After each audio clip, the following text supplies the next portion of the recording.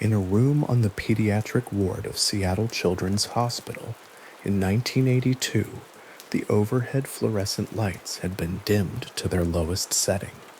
A 7-year-old girl named Katie sat propped against a pillow in a hospital gown, recently recovered from a near-fatal drowning, and she was talking. Dr.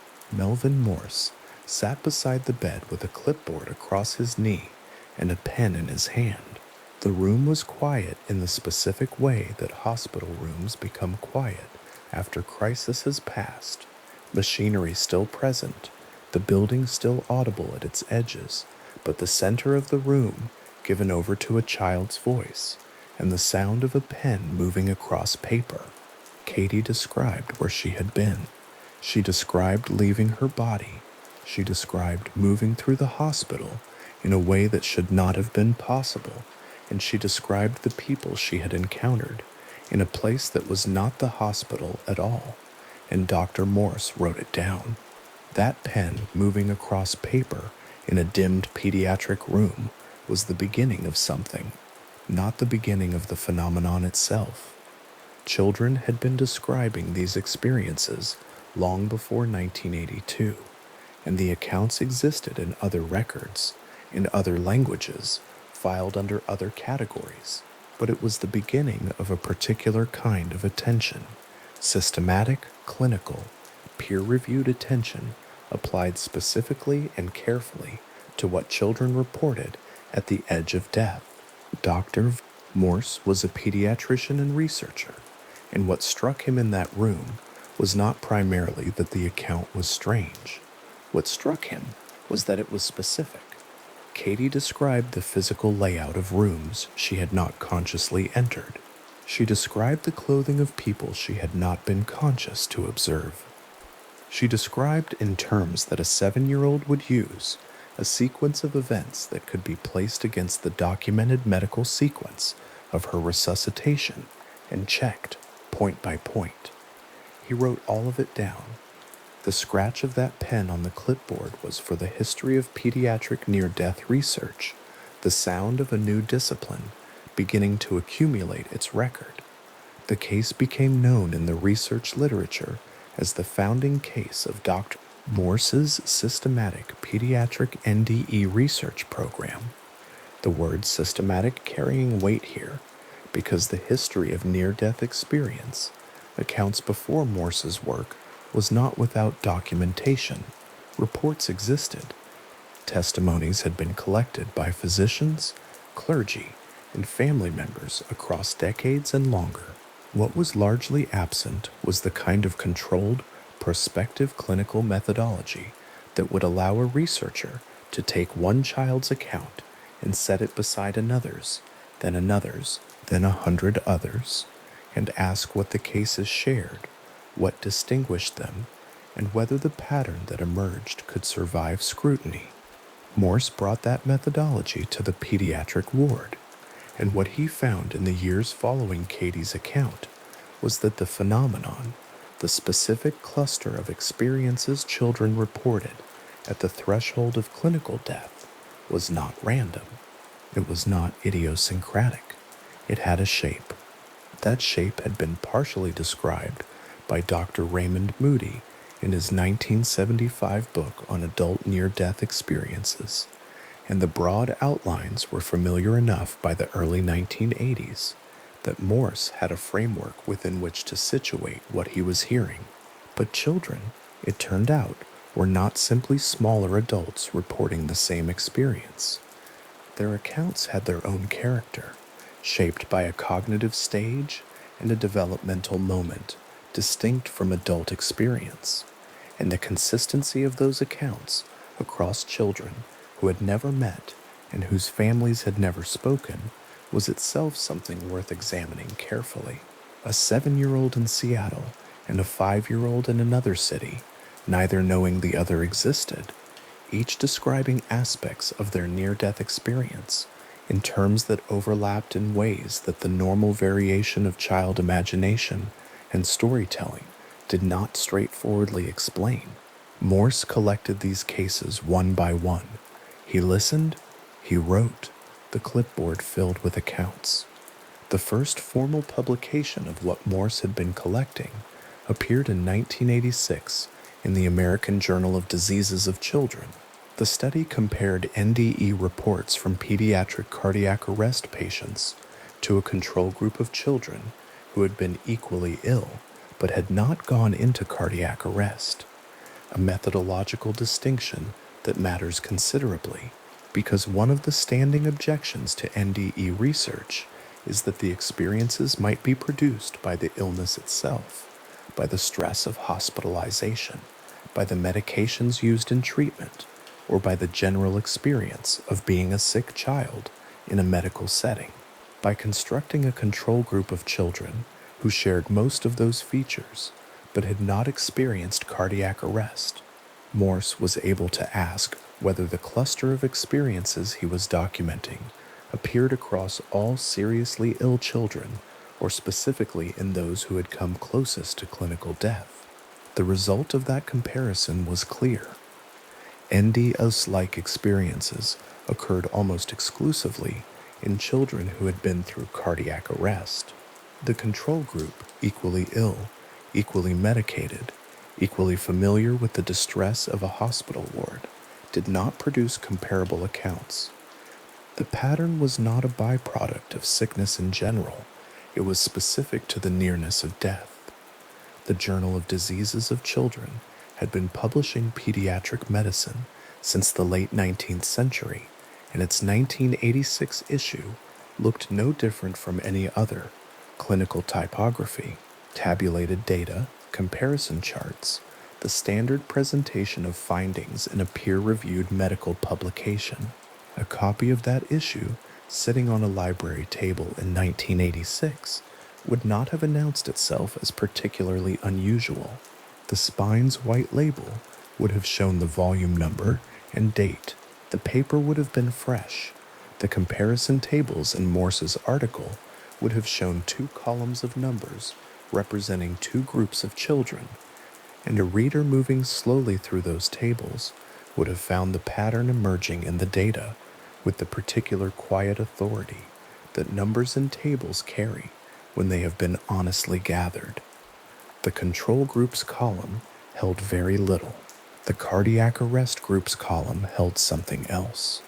The numbers told a story that the clinical methodology had been designed to make trustworthy, and the story the numbers told was that something happened specifically to children who had nearly died, something that produced a consistent, structured, and recurring set of reported experiences, running parallel to Morse's pediatric work and developed from a different medical tradition and a different national context. The research of Dr. Pim van Lommel was taking shape in the Netherlands. Van Lommel was a cardiologist, and his approach to near-death experience research was shaped by the specific evidentiary standards of prospective clinical study, the kind of study in which patients are enrolled before an event occurs rather than after, eliminating the distortions introduced when researchers go looking retrospectively for cases that already fit their expectations.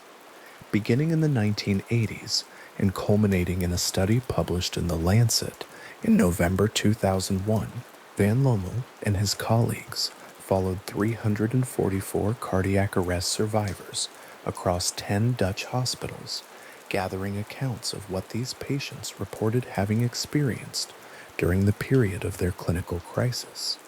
The Lancet is among the oldest and most rigorously peer-reviewed medical journals in the world, and its decision to publish Van Lommel's study was itself a marker of the methodological seriousness that the work had achieved. The November 2001 issue of The Lancet lying open on a desk in a Dutch cardiology department would have shown on the pages carrying Van Lommel's study tables and figures presenting the distribution of NDE elements across the 344 participants.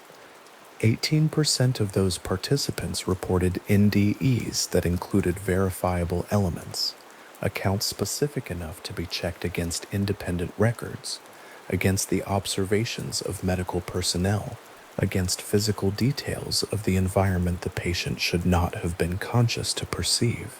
That figure, 18%, is not large in absolute terms, and Van Lommel was careful in his interpretation. He did not claim that a higher percentage proved the phenomenon less real, because the methodology had established that the occurrence of the experience was not universal among those who came close to death, and the reasons for that variation were themselves a subject for further research. What the 18% represented was a subset whose accounts could be evaluated against external records and found to contain accurate information.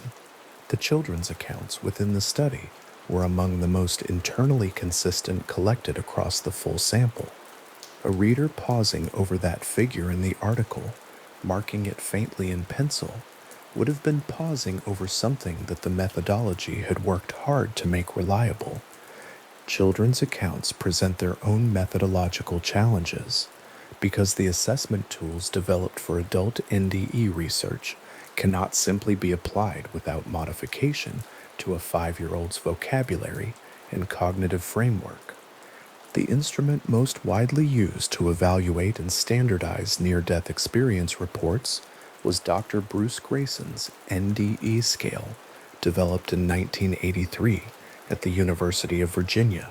Grayson's scale consists of 16 items covering the full phenomenological range of reported NDE content: time distortion, feelings of peace, separation from the body, moving through darkness, encountering a brilliant light, meeting deceased relatives, experiencing a life review, reaching a boundary or point of no return. Each item is rated on a 3-point scale, producing a total score that can be used to compare accounts, assess their depth and complexity, and establish thresholds that distinguish full NDEs from peripheral or partial experiences. The scale had been validated against adult populations, and its 16 items sat on a single typed page that looked, in its original 1983 form, like the kind of standardized questionnaire that clinical psychology produces in quantity: numbered items, clear language, a scoring key at the bottom. When researchers including Morse and Dr. Penny Sartori applied adapted versions of the Grayson scale to pediatric cases, what they found was not what a simple developmental argument would predict. If NDE content were a function of adult cognitive sophistication, a product of accumulated cultural exposure to religious and spiritual ideas, of adult capacity to construct complex narratives about interior experience, of a lifetime of absorbing the imagery through which societies represent death and what lies beyond it, then children should score lower than adults on the NDE scale, their accounts more sparse, less structured, less detailed. That was not what the adapted scale showed. Children scored as highly as or higher than adult experiencers on the core NDE elements, including the element most relevant to the specific category of case that researchers found most difficult to explain within conventional frameworks: the encounter with a deceased relative. A 5-year-old who had never read a book about death, whose family had provided no cultural scaffolding for the kind of experience being described, whose developmental stage placed significant limits on both fantasy production and narrative construction, was scoring on the adapted Grayson scale in a range comparable to adult NDE survivors with decades of life experience. The original typed questionnaire, slightly yellowed at the edges by the time pediatric researchers were using it extensively, beside a stack of completed response forms, held numbers that did not sort themselves along the developmental gradient that the simplest explanations would require. The original 1983 NDE scale questionnaire has that specific quality of documents that were made for a practical purpose and then found themselves carrying more weight than their makers anticipated. Grayson designed it as a research instrument, a way of standardizing what had been a loosely documented and hard-to-compare body of reports into something that could be analyzed, replicated, and published. It was a tool typed on a single page, and its utility was clinical and methodological.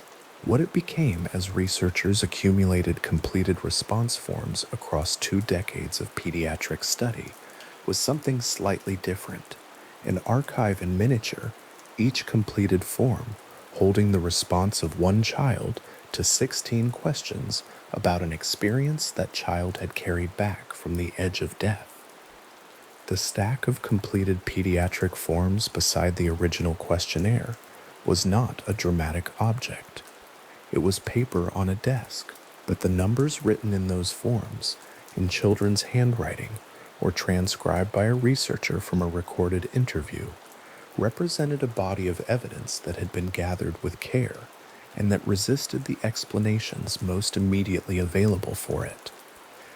The International Association for Near-Death Studies was founded in 1981, the same year that Morse's research program was beginning to take shape, and it is headquartered in Durham, North Carolina. ANGIAS was established to provide an institutional framework for the accumulation, standardization, and distribution of NDE research, a professional and archival home for a body of work that was crossing the boundaries of several academic disciplines and needed a center of gravity. The organization maintains an NDE registry that includes a pediatric subcategory, and it is within that subcategory that many of the most carefully documented child accounts have found their permanent archival home. The registry is not a collection of anecdotes. It is an organized research archive, with case material gathered according to standardized protocols and made available to researchers whose work meets the criteria for access. More than 200 peer-reviewed publications have drawn on case material from the INDES registry, appearing across journals including Pediatrics Resuscitation and the Journal of Near-Death Studies, a range that spans clinical pediatric medicine, the specialist literature of cardiac resuscitation, and the dedicated academic journal that INDES itself established to provide a peer-reviewed venue for NDE research specifically. The registry holds pediatric case material across several decades. Each case in the pediatric subcategory is a folder, a specific child's account gathered at a specific time in a specific clinical or family setting, transcribed and organized according to the standardized format that INDES developed to make cases comparable across time and researcher. The folders are organized by year. The earliest hold accounts gathered in the years when the research field was just beginning to define its methodology, and the handwriting in those transcribed accounts has the character of work done in a new discipline that is still finding its procedures. The most recent folders hold accounts gathered under protocols refined by decades of methodological debate, the forms more standardized, the documentation more precise, the language more carefully calibrated to the distinction between what the child said and what the researcher inferred. A drawer containing these folders, sliding open with a soft metallic pull, would offer a researcher something that looks modest: paper and labeled folders, organized rows, the ordinary material of an archive. What the folders contain is a record of something that has been happening continuously in clinical settings and family homes across every decade that the registry has been collecting. The peer-reviewed journals that have published research drawing on INDES registry material represent different disciplinary homes for the same phenomenon. Pediatrics is a journal of the American Academy of Pediatrics, and its publication of NDE-related research signals that the phenomenon has been deemed worth serious pediatric medical attention. Resuscitation is the journal of the European Resuscitation Council, and its publication of NDE research, including Van Lommel's work, situates the phenomenon within the specific clinical context of cardiac arrest and the return from clinical death. The Journal of Near-Death Studies provides a dedicated venue where researchers can publish findings and methodological arguments without the space constraints and general audience translation requirements of broader clinical journals. Together, these publication venues represent a distributed institutional investment in the careful, peer-reviewed documentation of what children and adults report at the edge of death, an investment that has been maintained across 4 decades and that shows no sign of concluding because the phenomenon it is documenting continues to occur. What makes the pediatric cases particularly significant within the overall NDE research literature is not simply their existence, but their specific evidentiary character. Adult NDE accounts carry the interpretive weight of a lifetime of accumulated exposure to cultural, religious, and psychological frameworks for understanding death and what might lie beyond it. A 70-year-old who survives cardiac arrest and describes a near-death experience has spent 7 decades absorbing imagery, narratives, and ideas about death from every available cultural source. And while that does not, by itself, explain the specific features of what they report, it does provide an avenue of argument for researchers who want to account for NDE content in terms of prior expectation and cultural conditioning. A 4-year-old does not have 7 decades of accumulated cultural exposure. A 4-year-old has a vocabulary, a cognitive stage, a developmental capacity for narrative construction, and a set of experiences bounded tightly by the brief span of their life. When a 4-year-old returns from cardiac arrest and describes in precise and consistent terms an encounter with a relative they have never met, a relative whose name, appearance, and circumstances were never shared with that child, the avenue of argument from cultural conditioning becomes considerably narrower.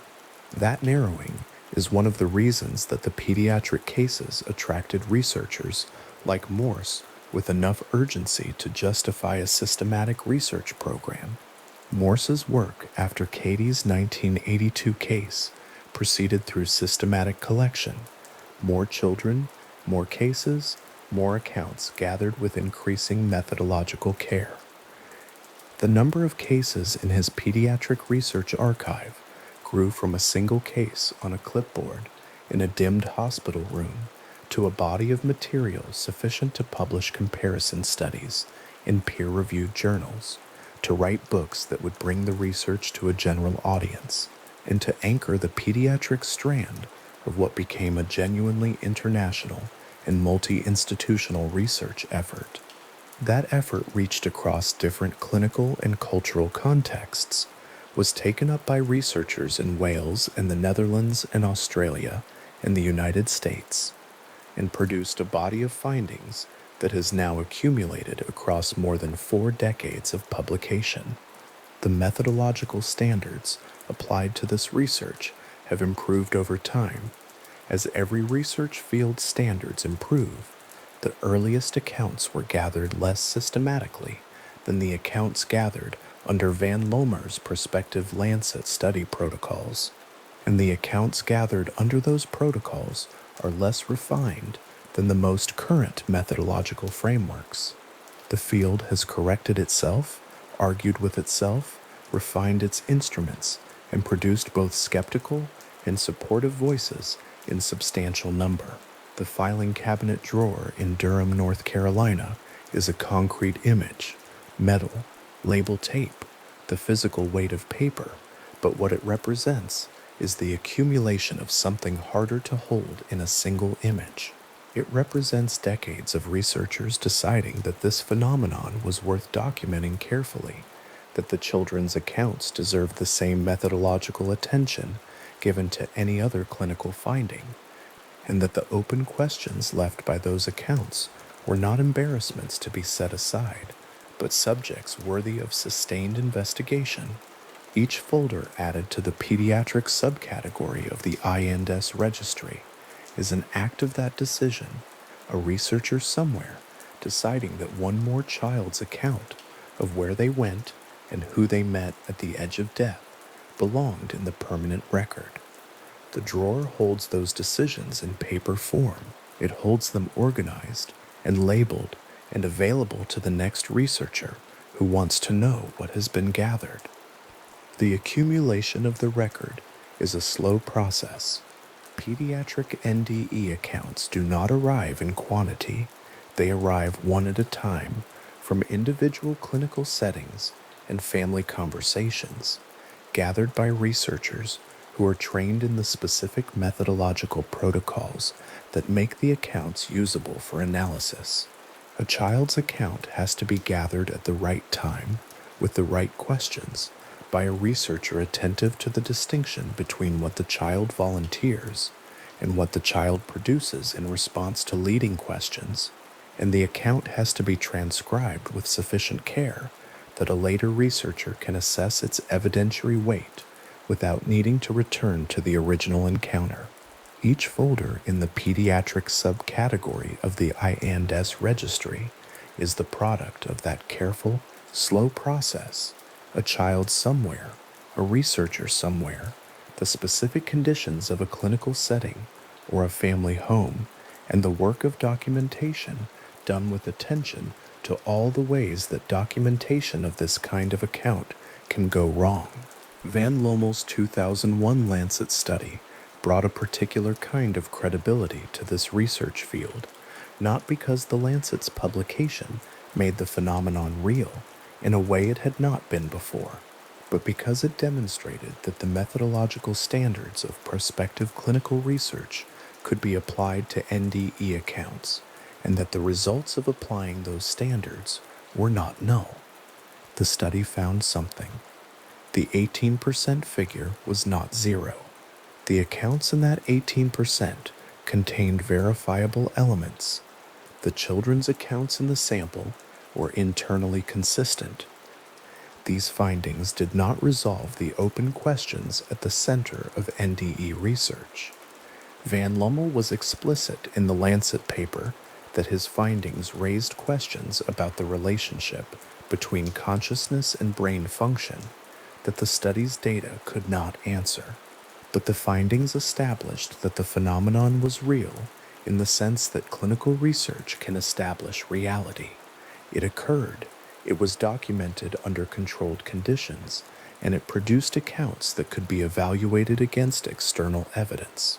Greyeisen's NDE scale, sitting on a desk in its 1983 typed form beside a stack of completed pediatric responses, is a document that belongs to a tradition of clinical psychology's effort to give rigorous form to experiences that resist easy measurement. The scale does not measure the truth of what the experience was. It measures the content and depth of what was reported in a standardized way that allows comparison across cases. That is all it was designed to do, and it does that well. What the accumulation of pediatric responses on that scale showed over the years of research following its development was that the reported experiences of children who had nearly died were not negligible, not sparse, not poorly structured. They were detailed, consistent, and scored within the range that the scale associated with full NDEs in adult populations. The paper slightly yellowed at the edges is the physical sign of a document that has been in use across many years, put down and picked up repeatedly, carried from research setting to research setting, applied to case after case in the gradual accumulation of a body of data. The American Journal of Diseases of Children issue from 1986 holds Morse's comparison study in the way that peer-reviewed journals hold their contents permanently in the bound volume in the library collections that have preserved that volume for decades, and in the digital archives that have made its contents searchable and citable by researchers working in the decades that followed. The study's comparison tables are still there, the 2 columns of numbers still legible. The pattern they show still available to any researcher who wants to look. A library copy of that issue, its spine's white label faded to cream, open to the page where Morse's tables begin, carries the weight of a finding made honestly and placed in the public record where it has remained available, uncorrected and unchallenged in its basic structure across nearly 4 decades of subsequent research. The finding stands. The questions it raised have not been closed. The pediatric subcategory of the IANDES registry in Durham is not a closed archive. It is a living collection. Folders are still being added, accounts still being gathered, the methodological protocols still being refined as the research field develops. A researcher adding a new folder to the drawer today is adding it to a record that reaches back to the earliest years of systematic pediatric NDE research, to the cases that Morse gathered in Seattle, and the cases that Van Lommel gathered across 10 Dutch hospitals, and the cases that Sartori and Grayson and others gathered in their own clinical settings and research programs. The new folder joins the old folders in the organized, labeled, quiet rows of the registry. The drawer slides closed. The accumulation continues. The record is still being kept one account at a time by researchers who have decided that what children say at the edge of death is worth writing down with care, and that the writing down is itself a form of attention that the accounts have, over these decades, more than earned. In a kitchen in Louisiana, sometime in the early 2000s, a father sat down at a table and placed a printed page in front of him. The coffee in the cup beside it had gone cold.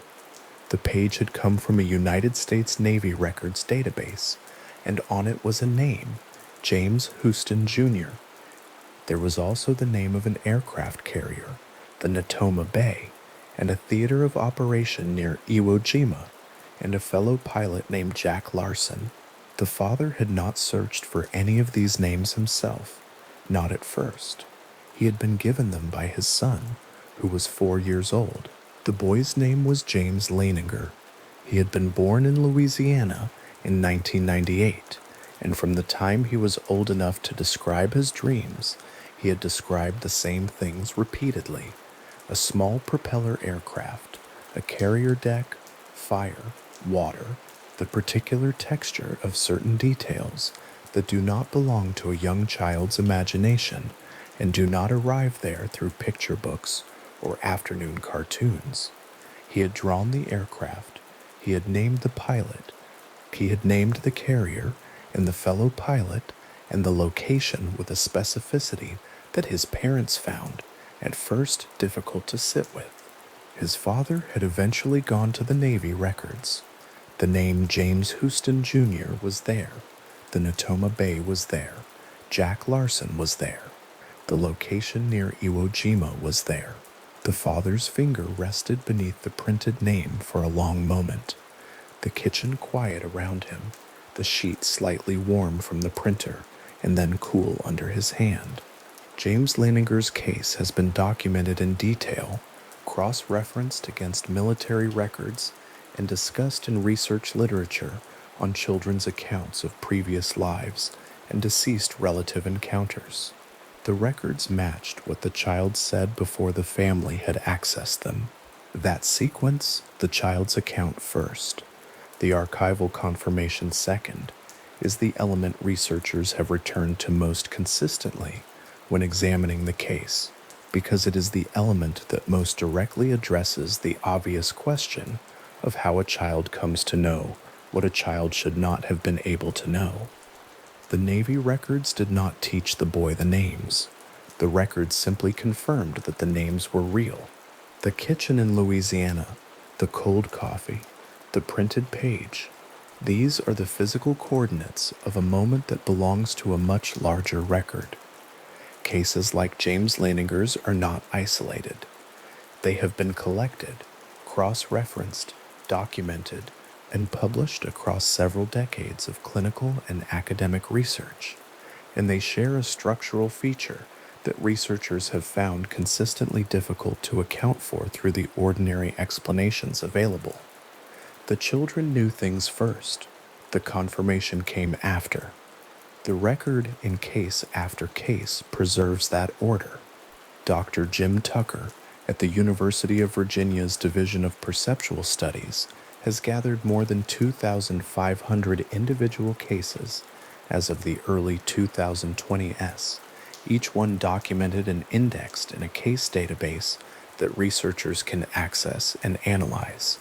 The cases in that database include multiple instances of children who provided verifiable names of deceased relatives, physical descriptions of those individuals, accounts of how they died, and biographical details, information later confirmed through genealogical records, family documents, and independently corroborated witness statements. In a significant proportion of those cases, the deceased relative had died before the child's birth, meaning that no ordinary channel of transmission, overheard conversation, a glimpsed photograph, a bedtime story from a well-meaning relative could easily account for what the child knew. Tucker's methodology is careful. Cases are accepted into the database only after rigorous documentation of what the child said, when they said it, who heard them, and what independent confirmation was later obtained. The database is not a collection of impressions, it is a collection of records. The Division of Perceptual Studies at the University of Virginia occupies a particular position in the research landscape, an institutional home for inquiry into experiences that do not fit comfortably within the standard frameworks of either medicine or psychology. Housed within a credentialed university environment and held to academic standards. The shelves of case binders in the division's filing rooms run floor to ceiling. Each spine carries a case number. Each case number contains a child's account, documented in a standardized format, and behind that account, in most files, the independent evidence gathered to assess its accuracy. The room that holds those binders is quiet. It has been quiet for decades. The binders have accumulated slowly, one at a time, and they continue to accumulate. In Wales, at Morriston Hospital in Swansea, Dr. Penny Sartori conducted a 5-year prospective study of near-death experiences that produced one of the more carefully controlled pediatric cases in the research literature. The hospital is a working National Health Service institution, its wards busy and unremarkable, its gray Welsh mornings arriving at the windows of the patient rooms with the particular flatness of light that belongs to that coast. Sartori's methodology was prospective, meaning that she collected accounts at the time they occurred, rather than in retrospect, which addresses one of the central methodological concerns in NDE research, the possibility that accounts are shaped by subsequent knowledge, family communication, or the ordinary drift of memory over time.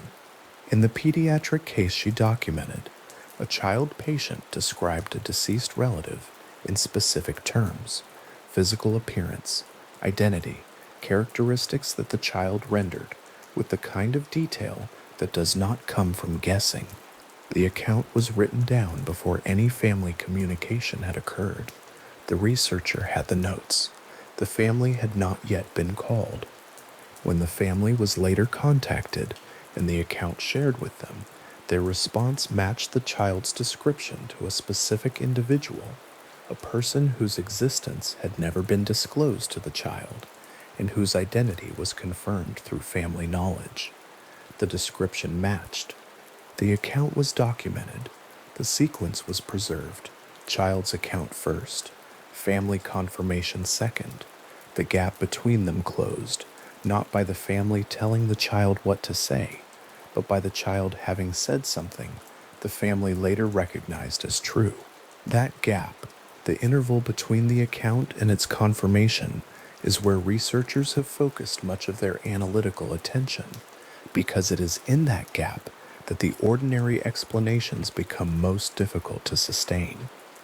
There is a mourning quality to a case like Sartori's Swansea account, the pale light at the hospital window, the notepad open on the researcher's lap, the child's words moving from speech into written record in real time. The strangeness in these cases is not theatrical. It does not arrive with the temperature of a dramatic moment.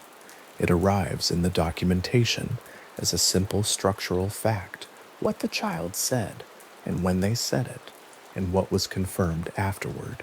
The documentation is what holds the case together. The documentation is what makes the question real. Dr.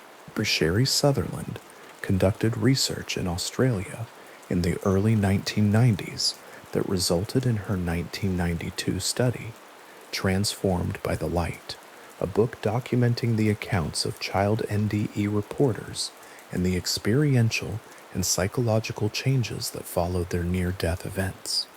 Among the cases Sutherland documented are instances of children who described, during or following their NDE, encounters with deceased relatives whose deaths had preceded the child's own birth.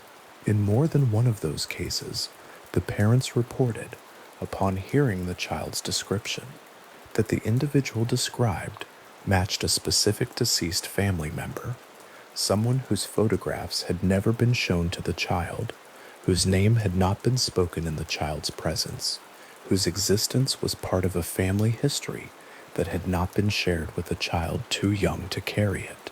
The Australian setting of Sutherland's research is worth holding in mind. The families she documented were not part of a medical trial, not recruited from intensive care units, not identified through hospital records. They were ordinary Australian families who had been through something that did not fit into the categories available to them, and who had come forward to describe it as clearly as they could. An Australian family in 1990, sitting with a photograph album, a mother pausing at a particular page, and then looking at her child, and then looking back at the photograph. That moment, quiet and domestic and entirely unremarkable in its setting, is the scale at which most of these accounts occur, not in laboratories, in living rooms, around kitchen tables, in the ordinary physical spaces of family life, where what a child knows and what a child should not know become briefly visible. The photograph album is a useful image. It appears in multiple documented cases, in one form or another, the moment when a family produces a photograph to compare against a child's description, and the comparison produces a match. The match is not the end point. The match is the beginning of the question. How the description arrived before the photograph was shown. How the child named the face before the face was presented. How the specific details, the color of a dress, the shape of a jaw, a particular way of standing, were in the child's account before they were in the child's visual field. These are the questions the photograph album raises and does not by itself answer. Dr. Elizabeth Kubler-Ross, whose clinical work with the dying across several decades produced some of the most widely read literature on the experience of death and dying in the 20th century, kept detailed notes on the cases she encountered. Her book on children and death, and the clinical notes that informed it, contain accounts of terminally ill children who described, in the period approaching their deaths, visits from individuals they named as siblings, specific named siblings, who had died before the child's own birth. The information had been deliberately withheld from the children. The parents had made a decision, for whatever reasons parents make such decisions, not to tell a dying child about an earlier loss. The child, in case after case in Kubler-Ross's notes, described the sibling anyway. The description was specific. The identity was specific. The child named someone who, as far as anyone had told them, did not exist. Kubler-Ross's handwritten clinical notes have a particular texture as documents. They are the records of someone who spent decades sitting beside the dying, not theorizing about the dying, and who wrote down what she observed with the precision of a clinician who understood that the accuracy of the record mattered. The pages are slightly smeared in places, as handwritten pages are, and in the margins of certain accounts there are annotations added later, sometimes a single word, sometimes a short phrase, written in a different pen, with a slightly different pressure that indicates a different sitting, a different moment, a return to the page after the fact. In at least one account of a child's description of a deceased sibling, the word written in the margin in that later pen is confirmed, a single word, added after the description had been checked against what the family knew. The original account in the main body of the notes, and then the margin, and then the different pen, and then that word, the word confirmed, written in a different pen in the margin of a clinical note, is a small thing. It occupies perhaps half an inch of space on a handwritten page. It is not an argument. It is not a theory. It is the notation of a clinician who went back to a case and found that what had been described had been verified by people who knew and who recorded that verification in the only place available to them, the margin of the original account. The record and its confirmation on the same page, in different hands, separated by whatever interval of time elapsed between the first writing and the second. Cases involving deceased siblings, documented in Kubler-Ross's notes and in the broader clinical literature, carry a particular weight in the research because the deliberate withholding of information is itself documented. These are not cases where researchers must work backwards to establish that the child could not have known. The families themselves, in many instances, had actively concealed the existence of the deceased sibling from the child. The decision to conceal creates, in retrospect, a kind of methodological structure. If the information was withheld and the child described it anyway, the question of how the information arrived is not a question about incomplete knowledge of the child's environment. It is a more direct question than that. Dr. Jim Tucker's case database at the University of Virginia includes multiple instances of this pattern, children providing specific biographical details about deceased relatives who died before their birth. The details confirmed through genealogical records and independently corroborated witness statements. The corroboration requirement is significant. Tucker and his colleagues at the Division of Perceptual Studies do not accept a family's recollection of a child's statement as sufficient documentation, particularly when that recollection is reported after the family has already investigated and found confirmation. The concern is obvious. A family who has already discovered that their child's description matched a deceased relative might unconsciously reconstruct the original account to align more precisely with the confirmation. This is not a criticism of families. It is an acknowledgement of how memory works. Tucker's methodology requires documentation of the child's original account, written down, witnessed, time-stamped wherever possible, before the investigation begins. The archive at the division holds cases that meet that standard. The standard is what makes them useful. There is something particular about the filing rooms of institutions that have spent decades collecting accounts like these. The University of Virginia's Division of Perceptual Studies, Sartori's research files at Swansea, the case materials gathered by Tucker and his predecessors in the field. These are not dramatic spaces. They are rooms with shelves and folders, and the particular institutional smell of paper held for a long time in a climate-controlled environment. The case binders have numbers on their spines. The numbers are sequential. There are more than 2,000 of them, and the count continues to climb, one documented account at a time, each one holding a child's description and the evidence collected to assess it, the two things resting in the same folder in the same binder on the same shelf, side by side. In Australia, te Frauns oors Virgin, te Frauns uwe the counts, te Frauns or the Watchman Doct of Sea. In the period when Sutherland was collecting her research materials, families came forward with accounts that ranged across a variety of near-death contexts: drownings, cardiac events, surgical crises, the various circumstances in which a child's body comes close enough to clinical death to produce the sequence of experiences researchers have cataloged and compared. What Sutherland found across multiple cases was that the content of the deceased relative encounters did not appear to be shaped by what the child knew of family history. The encounters described individuals whose photographs had never been presented to the child. The descriptions were specific. The parents, upon hearing them, recognized the individuals described.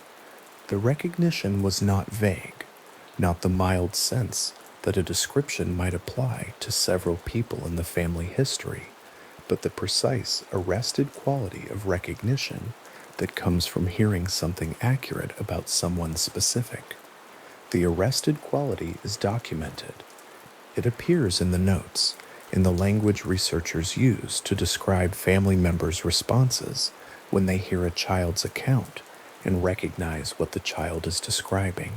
A moment of stillness, a pause before speaking, the quality of attention that comes from hearing something that locates itself in a particular real person rather than floating in generality. Sutherland recorded these responses in her fieldwork.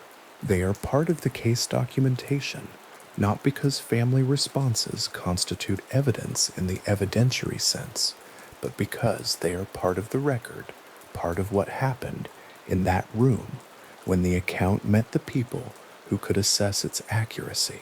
The accounts James Leininger provided his family extended beyond names. He described the physical details of the aircraft he flew, in the life he remembered, the specifics of a propeller aircraft, details consistent with the type operated from the Natoma Bay in the Pacific Theater in the 1940s. He described the manner in which the aircraft went down. He placed the event geographically near Iwo Jima. He named Jack Larson, and Jack Larson turned out to be real and still living, and when contacted by the Leininger family, he confirmed the details of the engagement in which James Houston Jr. had died. The drawing the boy made of the aircraft, done in crayon at a kitchen table in Louisiana, matched the physical profile of the aircraft type he would have had no ordinary means of knowing. The drawing rested on the kitchen table beside the cold cup of coffee and the printed Navy record, all of it quiet, all of it ordinary in its physical form, the strangeness residing entirely in the relationship between what the child had drawn and what the archived record confirmed. Jack Larson was alive. He was located. He was interviewed. He remembered James Houston Jr.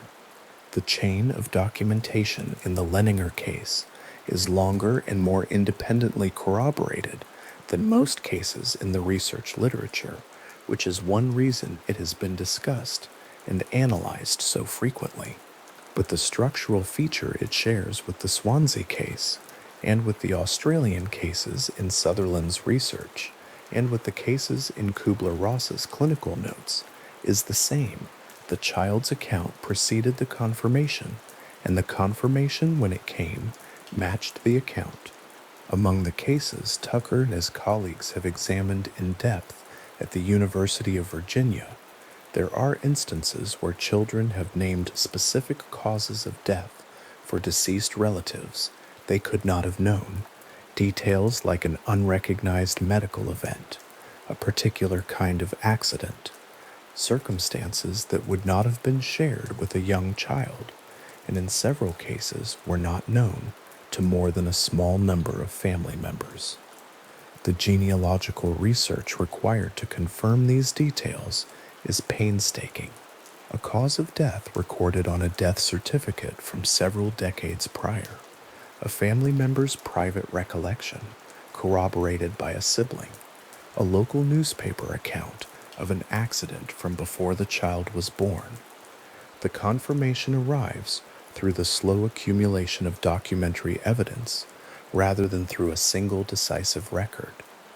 Tucker's team pursues that accumulation case by case, document by document, the confirmation built from multiple independent sources where possible, the standard of evidence held at the level the question requires. There is a patience to this research that belongs to its subject. The cases do not yield quickly. The documentation requires time. The families require, in many instances, years before they are ready to describe what their child told them, and by then the methodological challenge of separating the original account from the account as it has been processed and remembered has become substantial.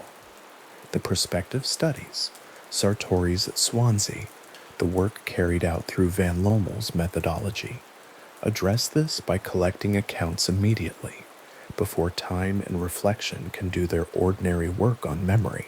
The retrospective cases in Tucker's database are held to a different standard, one that accounts for the interval between the child's original account and the formal documentation of it, and that requires independent corroboration precisely because the account itself cannot be treated as pristine. The question these cases collectively pose is not easily dismissed and not easily resolved. A child in Louisiana drew an aircraft before a Navy record confirmed the aircraft's existence in a specific context. A child in Wales described a deceased relative before any family communication had occurred. A child in Australia named physical characteristics of a family member whose photographs had never been shown to them. Children in the clinical records of Kubler-Ross named deceased siblings, who, as far as anyone had told them, did not exist. The accounts are not identical. The cases involve different countries, different clinical contexts, different researchers, different methodological approaches. What they share is structural, information held by someone who died before a child was born, arriving in a child's account before any ordinary means of transmission can account for it. Tucker's database carries the weight of that accumulation. More than 2,500 cases, the count continuing to grow, each one processed through the same methodological framework, each one representing a child who said something specific about someone they had no ordinary means of knowing, and a researcher who sat down with the available evidence and documented what could be documented. The shelves in the filing rooms at the Division of Perceptual Studies hold that record in its physical form, spine after spine after spine, the case numbers running upward, the accounts inside each binder resting beside whatever confirmation was obtained. The two things in the same folder, because they belong together, because the relationship between them is the question the research is asking. A case in Sutherland's Australian research involves a family pausing over a photograph album, and that pause, a mother looking at her child, then at a photograph, then back at her child, is a moment worth holding. The photograph shows someone the mother knew and the child never met. The child has described this person without having seen the photograph. The mother's pause is the interval between those two facts, the moment when they come into alignment, the stillness that occurs when a description and a face occupy the same moment of attention. Sutherland recorded what happened in the room during that stillness. The account is in the case files. The case files are in the archive. The archive holds what families brought to researchers, and researchers brought to documentation, and documentation brought, eventually, to the accumulation of a record. The record Kubler-Ross kept is older than most.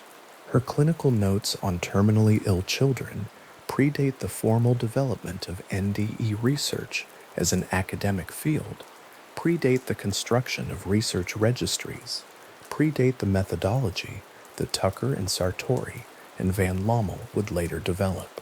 She was writing down what she observed because she was a clinician who wrote down what she observed, and what she observed included children naming the dead. The margin annotations added later in a different pen after she had gone back to a case and found it confirmed represent the informal version of what the research community would later formalize, the return to an account with the evidence in hand, the comparison of what was said against what could be verified, the record updated to include the outcome of that comparison. The word confirmed sits in the margin of a handwritten page in a clinical note that is now part of the historical record of this research. The note was written first. The confirmation came later. The annotation was added in the interval between the account and what the account turned out to describe. The page holds all three moments: the original writing, the passage of time, and the return. The ink of the annotation is different from the ink of the note because they arrived at different times, and the difference in the ink is itself a form of documentation, a record of the sequence, the account first and the confirmation second, the gap between them preserved in the physical fact of two pens. That gap, the gap between a child's description and the confirmation of what the description described, is where the research has been conducted for several decades. It is a quiet space, methodologically speaking. It does not resolve into a single explanation. The cases do not require one. They require documentation, and the documentation exists in case binders at the University of Virginia, in research files in Swansea, in published studies from Australia, in the clinical notes of doctors who sat beside children and wrote down what they heard. The record is held in those places, in folders and binders and annotated pages, the accounts resting alongside their confirmations, the gap between them preserved in the structure of the archive. James Leininger's drawing of the aircraft is still there. The Navy record is still there. The Navy record is still there. The kitchen table in Louisiana, the cold coffee, the printed page, the physical coordinates of a particular moment when a father sat down with evidence and found that what his son had drawn matched what the record confirmed. The drawing and the record are not the same document, but they belong to the same account, and the account belongs to the larger accumulation of cases that Tucker's database and Sutherland's research and Sartori's prospective study and Kubler-Ross's clinical notes have assembled over the decades. The case files continue to accumulate. Each one holds a child's account and whatever confirmation researchers were able to obtain. The binders fill, the shelves hold more. Somewhere in Durham, North Carolina, and in Charlottesville, Virginia, and in Swansea, and in the institutional archives where Kubler-Ross's papers are held, the record goes on being kept, not loudly, not urgently, with the particular patience of documentation that expects to be consulted rather than read, that holds information because information is what it was built to hold. Kubler-Ross's handwritten page is still legible. The margin annotation is still there. The word confirmed is still written in a different pen from the account it confirms. The difference in the ink preserving the order in which the two things arrived, the account first, the confirmation after, the annotation added when the gap between them had been closed by whatever investigation established that the child's description matched the person the family recognized. The page holds all of that in its physical form, the record not needing to argue for itself, not needing to be explained or defended or elaborated, simply holding what was written in it in the order it was written, the account and the confirmation and the single word in the margin, sitting quietly in the same document, the ink still clear and the question still open. In a laboratory at the University of Michigan in 2013, a printout lay under a desk lamp showing something that had not been expected. The trace ran flat, as EEG traces do when the heart has stopped and the brain has ceased its ordinary electrical business. And then, in the seconds after cardiac arrest, before the line settled into its final silence, there was something else, a dense cluster of high-frequency activity, gamma waves rising briefly and intensely in the recorded data, compressed into a narrow window of time that should, by most working models of brain function, have been empty. Dr. Jimo Borjigin and her colleagues at the University of Michigan had been studying the brains of rats in the seconds following induced cardiac arrest, and what the electroencephalograph had recorded was not the expected quiet. It was, in the language of the paper eventually published in the Proceedings of the National Academy of Sciences, a surge of coherent, organized high-frequency neural activity occurring at the precise moment the brain should have been shutting down. The printout sat there under the lamp, the trace running its course, the gamma cluster visible as a brief dense shape above the baseline, and the question it raised was one that researchers who had spent years collecting near-death experience accounts recognized immediately. If this was what the brain did at the edge, then the edge was not as quiet as the flatline suggested. The paper moved through the research community carefully.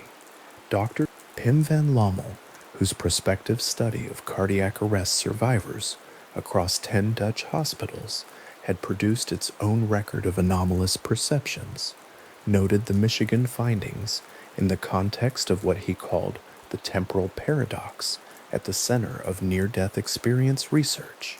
The paradox was this: the accounts that most interested researchers, the detailed, coherent, verifiable perceptions, the encounters with deceased relatives later confirmed, the out-of-body observations later corroborated, were reported by patients who had been clinically closest to death in the period when measurable brain activity was lowest or absent. Borjigin's gamma surge offered a possible mechanism, a window of intense neural activity in the seconds following cardiac arrest, brief and organized, potentially sufficient to generate structured subjective experience. Van Lommel considered it. Dr. Bruce Grayson at the University of Virginia considered it alongside decades of collected NDE accounts. Neither dismissed it, neither closed the question with it. The gamma surge was real and documented. Whether it accounted for what experiencers reported was a different matter entirely, and on that matter the printout under the desk lamp offered no answer. The question of mechanism had occupied researchers for decades before the Michigan study was published. There were several competing hypotheses, each grounded in documented neurological or pharmacological research, each carrying genuine explanatory weight, and each carrying alongside that weight a set of phenomena it could not fully account for. They sat alongside one another in the literature, in journal responses, in conference presentations, in annotated bibliographies, not as resolved competitors, but as serious proposals whose full implications were still being worked through. The Michigan Gamma data joined that company. It did not displace any of the others. It added something, and the something it added was another point at which the ordinary models of brain function showed a gap between what they predicted and what the instruments had recorded. Dr. Brew, the UFLs wat Euromons klikkely. De werke dosage, website planiana federalt board, but vies polterniket klikstop. Olaf Blanke and his colleagues had offered one of the most discussed mechanisms some years earlier, the temporoparietal junction, a region of the brain where the temporal and parietal lobes meet, involved in processing sensory information, body position, and the integration of self-referential perception, had been shown by Blanke's team to produce out-of-body experiences when electrically stimulated in adult patients during neurosurgical procedures. The patients were awake, the stimulation was targeted. When current passed through the temporoparietal junction, patients reported rising above the table, looking down at their own bodies, perceiving the room from a vantage point. Their physical position did not match.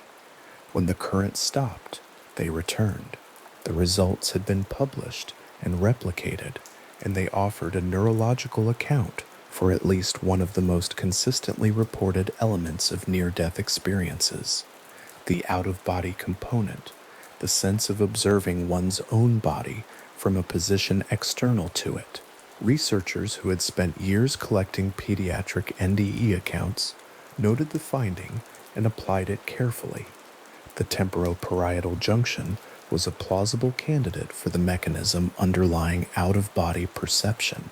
The application to children, however, required a qualification that researchers did not pass over. The temporoparietal junction matures relatively late in childhood. In young children, the age group producing some of the most internally consistent and detailed NDE accounts in the research literature, the TPJ's architecture differs structurally from the adult brain. The region is not yet fully developed. Its connectivity, its myelination, its integration with adjacent cortical areas are all at an earlier stage of construction. What this means for the hypothesis is not a refutation.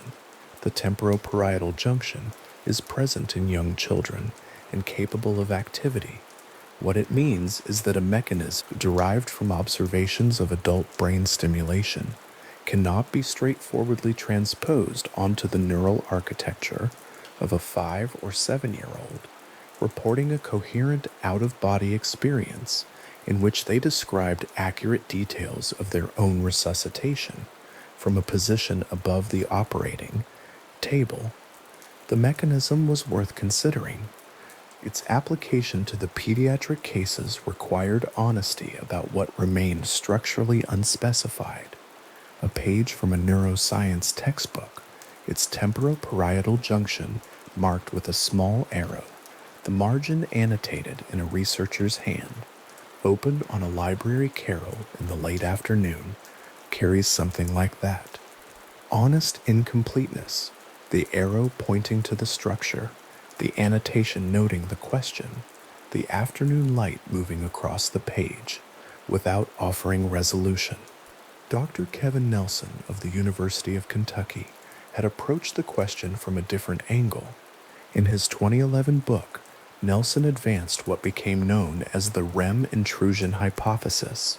The proposal was that near-death experiences were generated by the intrusion of REM sleep neurological states into waking consciousness during physiological crisis, REM sleep, the stage associated with vivid dreaming, with the activation of the visual and emotional brain in the absence of external sensory input, with temporary paralysis of the skeletal muscles, produces a distinct neurological signature. Nelson's hypothesis held that under the extreme stress of cardiac arrest or near death, the boundary between REM states and waking consciousness could be breached, with the perceptual and emotional vividness of REM flooding into an otherwise waking or near-waking brain. The accounts that NDE reporters described, the vivid imagery, the sense of presence, the emotional intensity, the encounter with known and unknown figures, could, on this model, be understood as dream state content activated by crisis. Nelson's research found that NDE reporters as a group showed a higher than average rate of hypnagogic and hypnopompic intrusions in ordinary life, consistent with a greater permeability between REM and waking states. Kevin Nelson's office at the University of Kentucky, a copy of the book on the desk beside a stack of printed journal responses, a window behind it showing an overcast sky. In that accumulation of paper and counter-argument, The REM intrusion hypothesis sits alongside the objections it generated. Grayson and Tucker, among others, noted that the hypothesis accounted well for the phenomenological vividness and the emotional and visual character of NDE content. What it did not straightforwardly account for was the subset of cases in which experiencers reported accurate, verifiable perceptions of the external world during their near-death states, out-of-body observations of resuscitation procedures, later confirmed by medical staff, in cases where the patient's position and physical condition precluded ordinary visual access to what they described.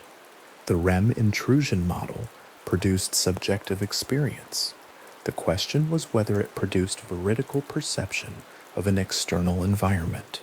In the pediatric cases specifically, in which children had described accurate details of resuscitation rooms, and in which children had named and accurately described deceased relatives whose existence had not been disclosed to them, the REM model offered a mechanism for the quality of the experience, but not an account of its specific accurate content. That gap was noted carefully. The arguments and counter-arguments sat quietly on Nelson's desk, and the window behind the desk showed a sky that offered no verdict. There was a further hypothesis built not from the architecture of sleep, but from the chemistry of extreme physiological stress. Rick Strassman's research at the University of New Mexico, documented in published form in 2001, explored the pharmacological properties of dimethyltryptamine, DMT, an endogenous compound present in trace quantities in the human body and capable, in higher concentrations, of producing profound alterations of consciousness with phenomenological properties that bore notable resemblance to reported NDE content, encounters with presences, vivid visual environments, a sense of entering a different dimension of experience, meetings with figures perceived as already known. Strassman's hypothesis proposed that the pineal gland, a small structure at the center of the brain with an unusual concentration of the enzymatic machinery associated with DMT synthesis, might release substantial quantities of the compound under extreme physiological stress, perhaps including the stress of cardiac arrest or near death. A vial of synthetic DMT in a clinical research cabinet at the University of New Mexico in the early 1990s, its label typed in a small font, the cabinet door slightly ajar. Strassman's documented research materials exist in the record as part of a serious and methodologically careful inquiry. The research subjects in his trials had described experiences with phenomenological overlap with NDE accounts. The presence of beings, the sense of receiving information, the encounter with an environment that felt more real than ordinary waking consciousness. Proponents of the pineal DMT hypothesis noted one additional point of particular relevance to pediatric cases. The pineal gland is proportionally more active in childhood than in adulthood, its output of melatonin and related compounds higher, its involvement in developmental processes more pronounced. If the pineal gland were capable of releasing DMT under extreme stress, the higher proportional activity of the gland in children could, on this model, produce more consistent and vivid near-death experiences in pediatric patients than in adults, a prediction that found some support in the research literature's consistent finding that children's NDE accounts tended to score as highly or higher than adults on core NDE elements. Van Lommel, reviewing the hypothesis in the context of his own research, noted the pharmacological interest while holding the same reservation he applied to the gamma surge data. Even if the mechanism produced the experience, it did not account for verified, accurate perception of external events, or for the identification of deceased relatives whose existence had not been disclosed to the child. The DMT hypothesis could generate a vivid encounter. It could not by itself explain why the figure in the encounter matched, in name and physical description, someone the child had no known way of knowing. The reservations that the researchers applied to each hypothesis were consistent and precise. They were not dismissive. The gamma surge was real, and the printout of Borjigin's recorded data showed something that demanded accounting. The temporoparietal junction stimulation studies were rigorous and reproducible, and the out-of-body experiences they produced in adult patients were well documented. Nelson's realm intrusion model rested on documented neurological research and specific measurable differences between NDE reporters and control populations. Strassman's pharmacological hypothesis was grounded in genuine biochemistry and documented phenomenological parallels. Each of these mechanisms existed in the physical brain. Each of them had evidence behind it. The reservations were applied not to the evidence, but to the explanatory reach, to the gap between what the mechanism could account for and the full range of what the pediatric NDE literature documented. That gap was where the question lived, and it was a genuine gap, not a rhetorical one. The research community that occupied it was not mystical in its orientation. It was methodologically careful. It worked inside that gap because the evidence had put the question there, and the evidence had not yet provided a way out of it. There was one further piece of physiological documentation that the researchers had brought into consideration. In 2009, Dr. Lakhmir Chawla and colleagues published a paper in the Journal of Palliative Medicine describing observations made at the bedsides of dying patients, not rats in a laboratory, not cardiac arrest survivors in a clinical trial, but human beings in the final minutes of life, monitored continuously as circulation ceased. What Chawla's team had recorded was a surge of EEG activity occurring after blood pressure had dropped below the threshold at which consciousness is ordinarily possible. The patients were dying. Their blood pressure had fallen to a level that standard physiology associates with unconsciousness. And then, in the recorded EEG data, there was a brief, dense surge of electrical activity, organized, coherent, appearing in the trace as a distinct shape above the baseline, before the line fell and held flat.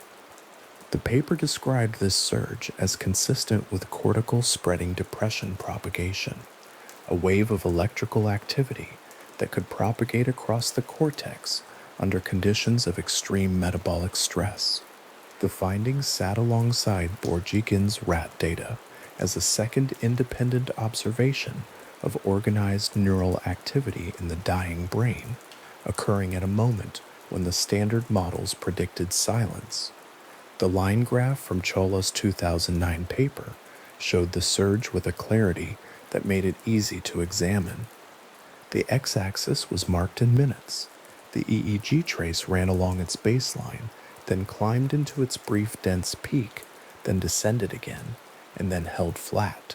A hospital consultant reading that paper at a desk, the graph in front of them, the case notes nearby, would have encountered the same shape that the University of Michigan researchers had found in their rat data 4 years later. Not identical, not from the same mechanism, not studied under the same conditions, but structurally similar in one crucial respect. In both records, something organized happened in the brain after the clinical threshold for consciousness had been crossed, in the interval between the cessation of ordinary function and the settling of the flatline. What that organized activity produced subjectively, whether it produced anything subjectively, was not a question the EEG trace could answer. The graph showed that something happened. The graph did not specify what it was. The researchers who worked between the physiological record and the experiential accounts had spent years inside this gap and they had not found it comfortable in the sense of being resolved, but they had found it in the specific way that genuine open scientific questions carry their own kind of interest, worth the sustained attention they had given it. Van Lommel had organized his thoughts about the temporal paradox around the observation that the cases most difficult to account for on standard neurological models were precisely the cases most often cited in the research literature as significant: the verified out-of-body perceptions, the unknown relative identifications, the accounts from patients whose EEGs had been flat for the duration of the period in which their experiences reportedly occurred. Grayson, developing and refining the NDE scale over decades, had noted that the 16-item instrument designed to classify and compare NDE accounts did not help resolve the mechanistic question because the scale measured the character of the reported experience, not its neurological substrate. Two accounts could score identically on the NDE scale, while one occurred during measurable brain activity and the other occurred by the best available clinical record in the interval after the flatline. The scale was not designed to distinguish between them. It was designed to document what the experiences had in common, and what they had in common across decades and across thousands of accounts was considerable. The pediatric cases introduced a specific complication for every proposed mechanism, and it was not a complication that could be set aside without affecting the hypothesis. The complication was developmental. The brains of young children are not simply smaller adult brains. They are structurally different in ways that matter for every one of the proposed mechanisms. The TPJ matures late. In young children, it is less developed, less integrated, less architecturally similar to the adult structure that Blanke's team had stimulated to produce out-of-body experiences. The REM sleep system exists in children, but operates differently. Infants and young children spend proportionally far more time in REM sleep than adults, and the boundary between REM and waking states is different in early childhood, which might support Nelson's model or might complicate it, depending on how the prediction was applied. The pineal gland's proportionally greater activity in childhood was the one developmental fact that the DMT hypothesis could invoke in its favor, suggesting the mechanism might be more reliably active in young children. The cortical spreading depression mechanism, documented by Chawla's team, had been studied in adult patients, and the pediatric cortical architecture differs in ways that make the adult observations an imperfect guide to what would be expected in a child's brain under equivalent conditions. None of these developmental complications were reasons to dismiss the hypotheses. They were reasons to hold them carefully, to note where the evidence was drawn from and where the extrapolation began. The researchers who noted them were not being obstructive. They were applying the same methodological discipline to the proposed mechanisms that they applied to the experiential accounts, following the evidence to the edge of what it established, and stopping there rather than carrying it further without warrant. The Michigan Gamma data established that organized high-frequency neural activity occurred in rat brains in the seconds after cardiac arrest. It did not establish that the same activity occurred in human brains or in children's brains, or that the activity in question produced the subjective content that NDE reporters described. The extrapolation from the animal data to the human experience was worth noting carefully as an extrapolation. The printout under the desk lamp was not a complete answer. It was a documented finding pointing toward a question that remained genuinely open. What the various proposed mechanisms shared, in addition to their individual explanatory strengths and limits, was the structural fact that all of them generated the experience from the inside. Gamma activity, REM intrusion, DMT release, cortical spreading depression. Each of these was a process internal to the brain, producing states of consciousness from its own resources under conditions of extreme physiological stress. The question that the pediatric unknown relative cases placed against this framework was whether an entirely internally generated experience could systematically produce accurate information about specific deceased individuals, their names, their physical appearances, their biographical details that the child had no prior knowledge of. An internally generated experience could produce any content. Dreams produce content drawn from memory and imagination and the brain's own generative processes. The question was not whether the brain was capable of generating vivid, structured experience. It clearly was, as every night's dreaming demonstrated. The question was whether an internally generated process could reliably produce content that matched specific verifiable external facts the brain had not previously encoded. That question was not answered by the proposed mechanisms. It was, in a precise sense, the question that the proposed mechanisms could not reach. Van Lommel had noted this in the context of his Lancet Studies subset of cases involving verifiable elements. Grayson had noted it in the context of his scales application to pediatric accounts. The researchers who worked in this field had not arrived at the question from a prior belief that it must have a particular answer. They had arrived at it because the data pointed to it, and because the data, when followed carefully, would not let the question go. The Michigan printout was real. The Blanky stimulation results were real. The Chawla line graph was real, its x-axis marked in minutes, its brief, dense peak appearing before the flat line. Each of these pieces of documentation added something to the record. Together, they constituted a map of what the brain demonstrably did at the edge, organized, intense, briefly more active in some respects than ordinary waking function would predict. And alongside that map sat the accounts, thousands of them, consistent across populations and decades, describing what experiencers reported happening while the map showed its unusual features. The two records sat beside each other in the literature, and the space between them was where the question lived, and the question, held at that even careful distance that the evidence required, was not alarming. It was genuinely, persistently, quietly interesting. The line graph from Chawla's 2009 paper is a particular kind of document. It is a graph from the Journal of Palliative Medicine, published in a relatively small paper by a team making a careful observation at a very specific moment in the dying process. The x-axis runs in minutes. The y-axis shows the EEG amplitude.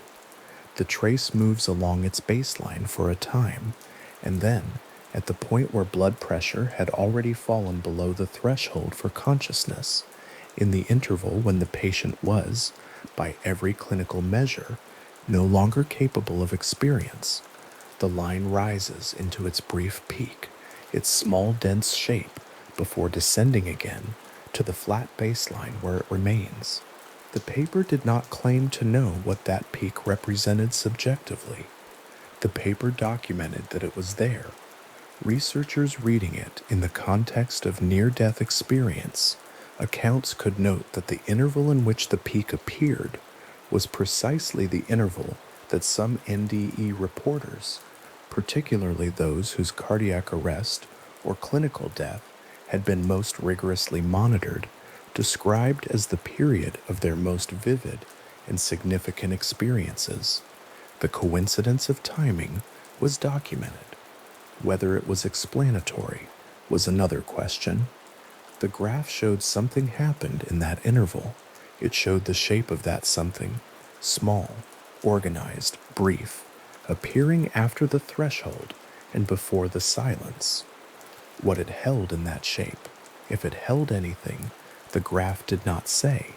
It simply held the peak in the record, in the published paper, on the consultant's desk with the case file beside it, the trace still running there in the ink, the x-axis marked in minutes, the interval between the threshold and the flat line, still containing, quietly, the shape of what the brain did at the very end. On a desk at Seattle Children's Hospital, sometime in the mid-1980s, two completed psychological test forms rested side by side. Both had been filled in by children of roughly the same age. Both had been admitted following severe medical events. The handwriting on each form had the particular quality of children writing carefully under observation, letters slightly larger than they needed to be, the pen pressed with more intention than ease. At the top of each page, in Dr. Melvin Morse's notation, a series of scores had been recorded in a smaller, steadier hand. The forms looked nearly identical at a glance. The scores, when compared column by column, told a more complicated and more interesting story. Morse had been collecting these comparison documents for several years by that point. The method was straightforward and deliberate. Children who had experienced cardiac arrest and reported near-death experiences were administered a standard psychological battery. Children who had been equally ill but had not arrested, the control group, matched by age, medical severity, and medication history, completed the same battery. The test measured psychopathology. It measured fantasy proneness. It measured dissociation. It looked for evidence of medication-induced hallucination tendency, for markers of suggestion susceptibility, for the psychological profile that would explain the NDE accounts as artifacts of an unusual mind, rather than as accounts worth taking seriously on their own terms. What the comparison produced was not what a skeptical framework would have predicted. On measures of psychopathology, no significant differences appeared. On fantasy proneness, no significant differences appeared. On dissociation, on medication history, on suggestion susceptibility, the two groups of children tracked closely enough that the forms looked like they had been completed by children drawn from the same population because they had been. The differences that did appear were located elsewhere, not in what these children were before the experience, but in what they carried afterward. The children who had arrested and reported NDEs showed, as a group, significantly reduced death anxiety when re-examined at follow-up intervals. Their empathy scores had shifted. Something in the experience had altered the way they related to the idea of dying and to the people around them, and that alteration held across the months and years following the initial event. The test forms could not explain the mechanism. They could only record the before and the after, and leave the space between those two columns quietly open. This was the methodological care that Morse and his colleagues applied consistently, not assuming the NDE accounts were fabrications, not assuming they were straightforward records of genuine events, but holding both possibilities steady while measuring what could be measured and attending carefully to what the numbers actually said. The two forms on the desk were part of that effort. They were not proof of anything beyond what they recorded. They were, in their plainness and precision, exactly the kind of document that careful work produces when it follows the evidence wherever it goes, rather than toward a conclusion decided in advance. The fantasy proneness scale had been developed by Sherrill, the 100th, Wilson, and Theodore the 10th. Barber, in 1983, the same year, as it happened, that Bruce Grayson published his 16-item NDE scale on the other side of the research landscape. Wilson and Barber's instrument was designed to identify individuals with a pronounced tendency toward rich imaginative experience, vivid fantasy, and the kind of internal world that could generate highly convincing, non-real perceptions without any external stimulus. The scale was careful work in its own right. It identified a genuine population, roughly 4% of the general adult sample in the original research, who showed a constellation of characteristics, including childhood imaginary companions, vivid and persistent daydreams, difficulty distinguishing memory from imagination, and a strong absorption in creative and fictional worlds. The hypothesis that NDE survivors might cluster within this population was a reasonable one to test. If the people reporting near-death experiences were disproportionately fantasy-prone, that would tell researchers something useful about the source of the accounts. Dr. Stephen Lin and Dr. Judith Rue applied this reasoning across NDE survivor populations in research published through the 1980s and into the 1990s. The results were not what the hypothesis required. NDE survivors, as a group, did not score significantly higher on fantasy proneness than matched control populations. The scale, when administered carefully and compared against appropriate baselines, did not separate NDE reporters from non-reporters along the dimension the hypothesis predicted. This did not resolve the question of what NDE accounts were or where they came from.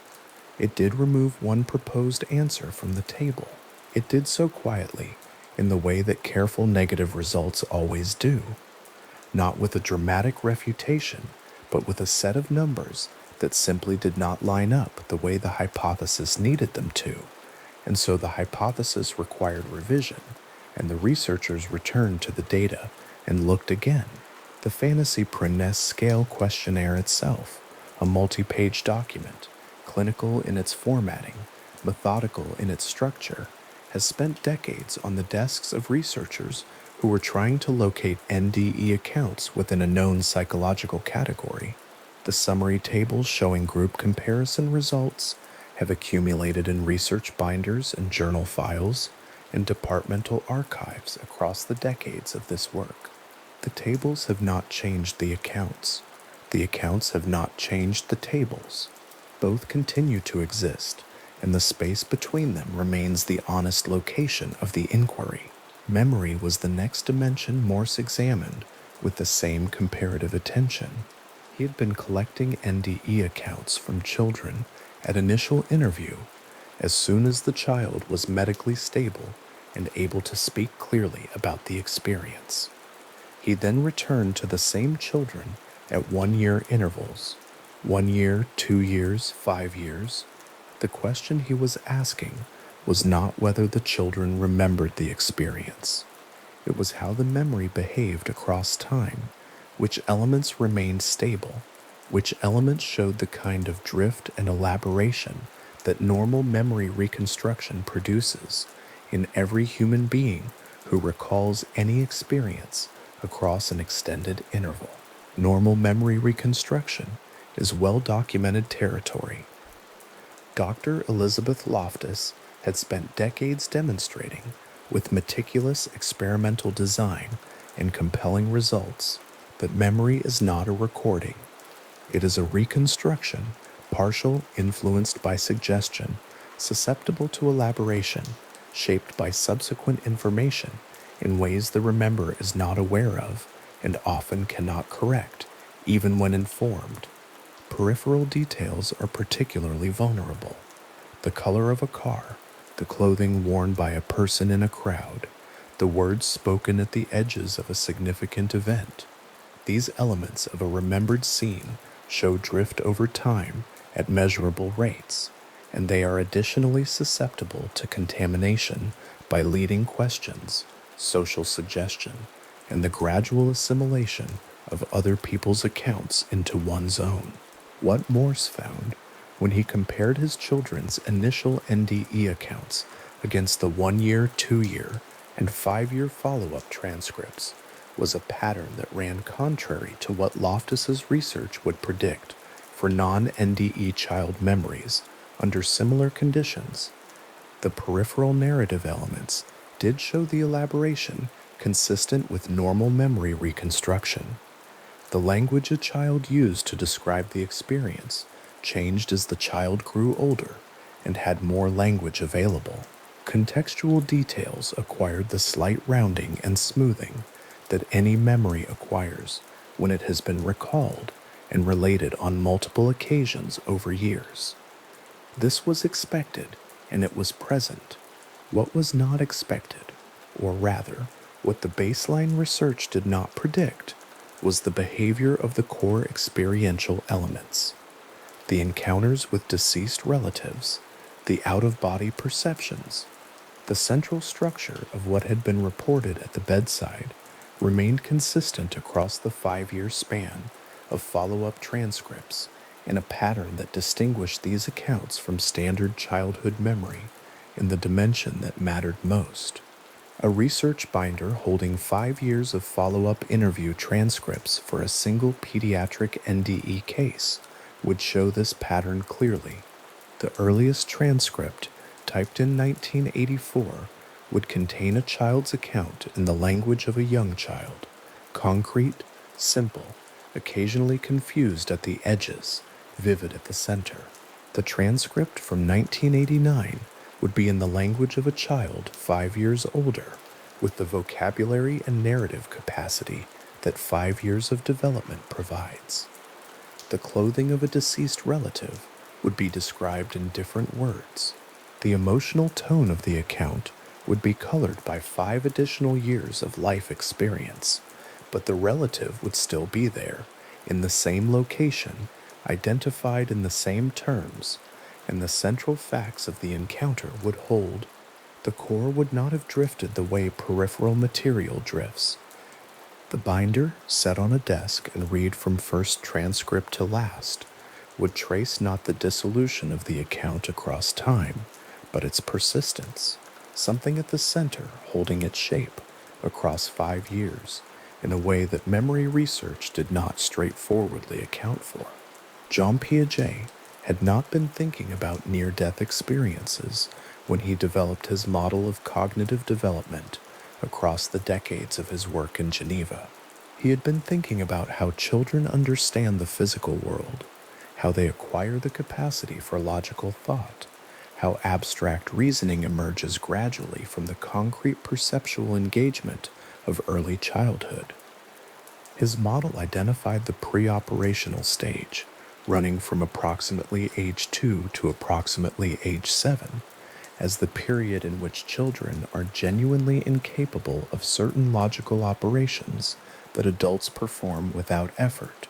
Conservation, reversibility, systematic hypothetical reasoning, these cognitive capacities are not yet available to a pre-operational child, and no amount of instruction will install them before the underlying neurological architecture matures to support them.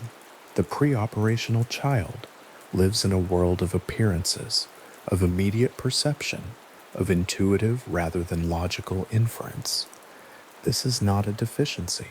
It is a developmental stage, precisely described and reliably observed across cultures and decades of research. Morse had read Piaget carefully. He cited him in Closer to the Light, the 1990 book in which he gathered his pediatric NDE research for a general audience, not to dismiss the significance of the developmental stage, but to draw attention to what made pre-operational children's NDE accounts distinctive in a way that the developmental framework itself did not anticipate. A pre-operational child's spontaneous fantasy production tends to be richly imaginative, but internally inconsistent, driven by immediate perceptual cues, populated by figures from the child's known environment, and without the systematic spatial and temporal coherence that characterizes adult experience of either real or imagined events. The pre-operational child's imagination is vivid precisely because it is not yet constrained by the logical operations that would make it orderly. It produces, in other words, a recognizable type of material. The NDE accounts collected from children within the pre-operational stage did not produce that type of material. A page of Piaget's developmental stage notes annotated in a researcher's hand and placed beside a transcription of a 5-year-old's NDE account describing a deceased grandmother's clothing in specific and consistent terms, would represent a genuine tension rather than a tidy convergence. The margin of that page, in the imagination of the researchers who worked through this comparison carefully, might well carry a question mark, and then, a little further down the page, a second question mark, underlined, added in the same pen, but pressed harder, as though the first question mark had not done enough to mark the weight of what the comparison produced. Accurate factual information about the physical world, coherent, out-of-body perception, consistent across multiple retellings, persistent behavioral changes extending well beyond the medical episode and its immediate aftermath. These were the 3 categories of NDE content in pre-operational children that Morse argued could not be explained by normal fantasy production within that cognitive framework, not because the argument was definitive, but because the developmental model itself predicted something different, and the accounts did not follow the prediction. The pre-operational child's cognitive architecture was not designed to produce these things. The question of where they came from, then, was a genuine question, and Morse held it as such, with interest rather than conclusion, with careful attention to what the evidence actually said, rather than what any interpretive frame required it to say. PMH Atwater came to this research from a different direction. She had experienced a near-death experience herself, 3 of them in 1977, and had emerged from that experience with a sustained interest in what happened to people who went through it. She was not a clinical psychologist. She was not a physician. What she was, across the following decades, was a careful and persistent researcher of long-term outcomes, someone who kept following the people in her study and asking what had become of them, what the experience had meant across the span of a life, rather than only in the months immediately following the clinical event. Her 2003 book, The New Children and Near-Death Experiences, gathered the results of longitudinal research that tracked pediatric NDE survivors into adulthood. The children who had experienced NDEs and reported encounters with deceased relatives, among them relatives who had died before the child's birth, had grown up. They were adults in their 20s, their 30s, sometimes older, living lives that Atwater had been following with the sustained attention that longitudinal research demands. What she found was not the eventual normalization she might have expected, not the gradual assimilation of the childhood NDE into the background of ordinary adult experience, not the fading of its effects as adult concerns and adult cognitive frameworks reorganize the memory into something less central and less active. What she found was persistence. The behavioral changes that had appeared in childhood, the reduced fear of death, the heightened empathy, the sense of having received a purpose or a direction during the NDE, had not dissolved with age. They had integrated into the personality more thoroughly than comparable transformations observed in adults who had experienced NDEs later in their lives. This was the detail that distinguished the pediatric cases in Atwater's longitudinal work.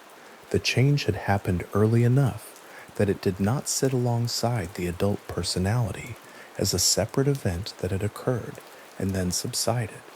It had become part of the developmental substrate, built into the person during a period when the person was still being built.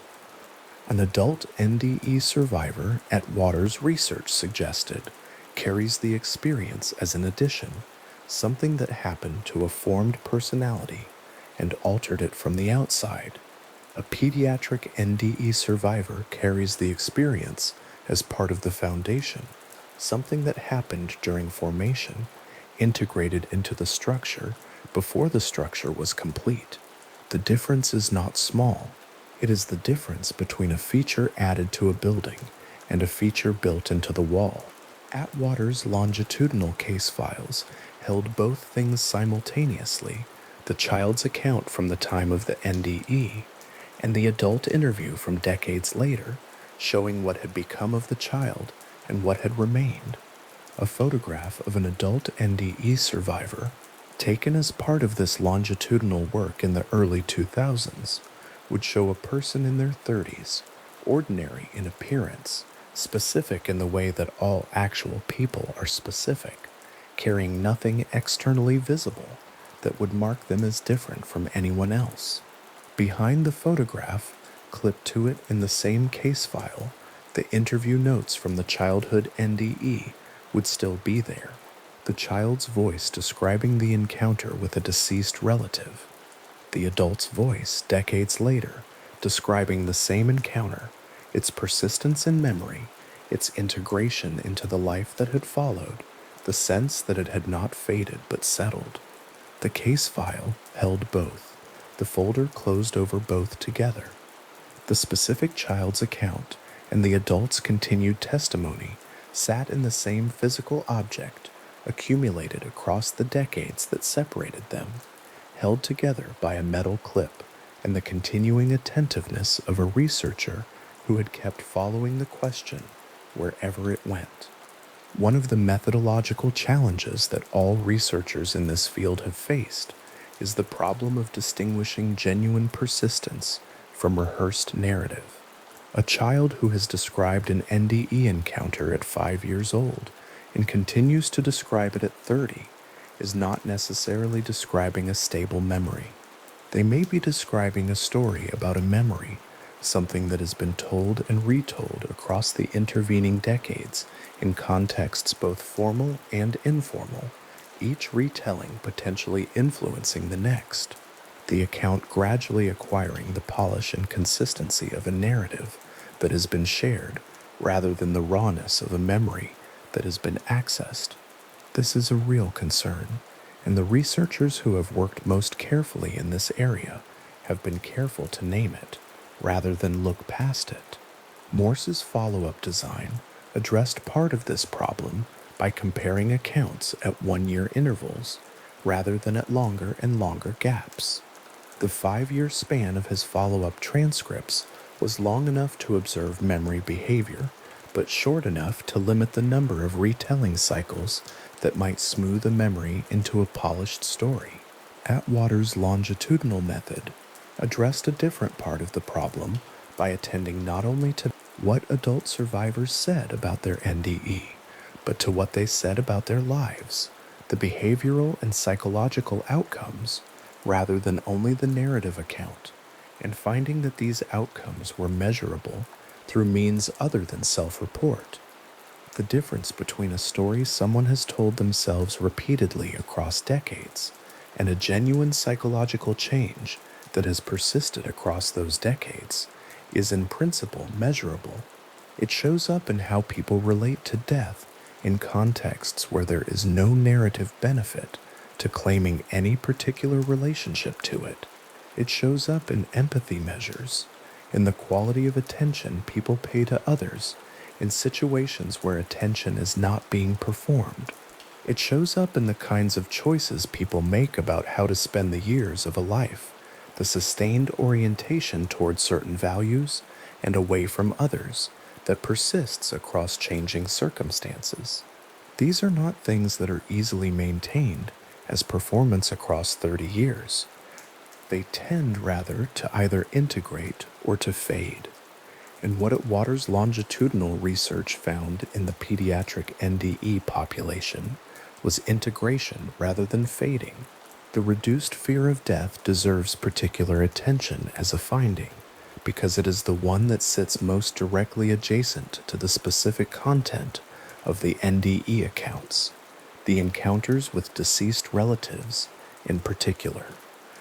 A child who has, during a near-death episode, encountered a relative who died before the child was born, and who appears in the account as calm, warm, and present, rather than absent, is a child who has been given, by whatever mechanism, a particular kind of experience in relation to death. Whether that experience is understood as a genuine contact with a deceased person, as a neurologically generated hallucination, or as something that does not fit comfortably into either category, its psychological effect is the same. The child has encountered death, or something closely adjacent to it, and has not found it frightening. The relative was there. The relative was recognizable. The space on the other side of the clinical threshold was not empty. Atwater's adult survivors, decades later, described their relationship to the idea of death in terms that were consistent with having had exactly that early experience. Not a performed bravery about mortality, not a philosophical position adopted through reasoning, but something more visceral and more settled, a quality of equanimity about the prospect of dying that they often had difficulty explaining to people who had not shared their early experience, and that they traced directly back to what they had seen and felt during the NDE itself. The empathy increases documented in Morse's psychological battery and observed across Atwater's longitudinal follow-up are worth holding alongside the specific content of the NDE accounts for a moment. The encounters with deceased relatives described by pediatric NDE reporters are not, in the phenomenology of the accounts, encounters with strangers. They are encounters with people who are recognized as belonging to the child's family, as connected to the child's existence, even where the child has no prior biographical knowledge of the specific individual. The relationship itself seems to be part of what is perceived, not only the appearance of the person. If the empathy increases documented afterward are a behavioral trace of the experience, they may be traces not only of an encounter with death, but of an encounter with a particular kind of relational warmth, something experienced as familial, as belonging, as care expressed across whatever boundary the NDE briefly crossed. This is interpretive territory, and the narration does not claim more than the research supports. What the research supports is the fact of the empathy change, documented, persistent, distinguishable from control groups and from the matched adult NDE population by both its magnitude and its apparent integration into the developing personality. What produced the change remains a question the measurement alone cannot answer. The accounts describe an encounter. The psychology records its aftermath. The distance between those two things is where the genuinely open question lives, and the careful researchers in this field have at their best treated that distance as the honest location of the inquiry, rather than as a gap to be closed prematurely, with a convenient explanation. The two psychological test forms on Morse's desk, the NDE child's completed battery beside the matched control child's, were not dramatic objects. They were standard clinical documents. The paper was ordinary paper. The scores at the top of each page were ordinary numbers, recorded in ordinary notation. What made them significant was what they showed when placed side by side and read in the context of all the follow-up work that surrounded them, the comparison tables, the 5-year transcripts, the longitudinal case files, the adult interviews conducted decades after the initial hospital admission. Read in isolation, each form said very little. Read together, across the full span of the research that built outward from that initial comparison, they marked the beginning of something careful and sustained and genuinely interested in the question the accounts raised. The question raised was not simple. It was not the kind of question that could be settled by a single study, or by the accumulation of a particular kind of evidence, or by the refinement of any one measurement instrument, however good that instrument might be. It was the kind of question that required following people across time and comparing what they said to what could be measured and holding both things honestly. It required, in other words, exactly the kind of patience that the best longitudinal work in any field requires: the willingness to keep the question open for years, to return to the same case files at 1 year intervals, to clip an adult photograph behind a child's transcript, and hold both in the same folder without deciding in advance what relationship between the two documents the evidence required. Atwater had spent decades in that kind of patience. Morse had spent decades in that kind of patience. The researchers who had applied the fantasy proneness scale and the developmental stage frameworks and the memory reconstruction comparisons to the same population of accounts had spent their own decades in it. The case binders and the follow-up transcripts and the summary comparison tables had accumulated quietly across all of that time, not resolving the question, but holding it in a form precise enough to be useful, specific enough that the next researcher could pick up the folder and know exactly where the inquiry stood and what had already been established and what had not.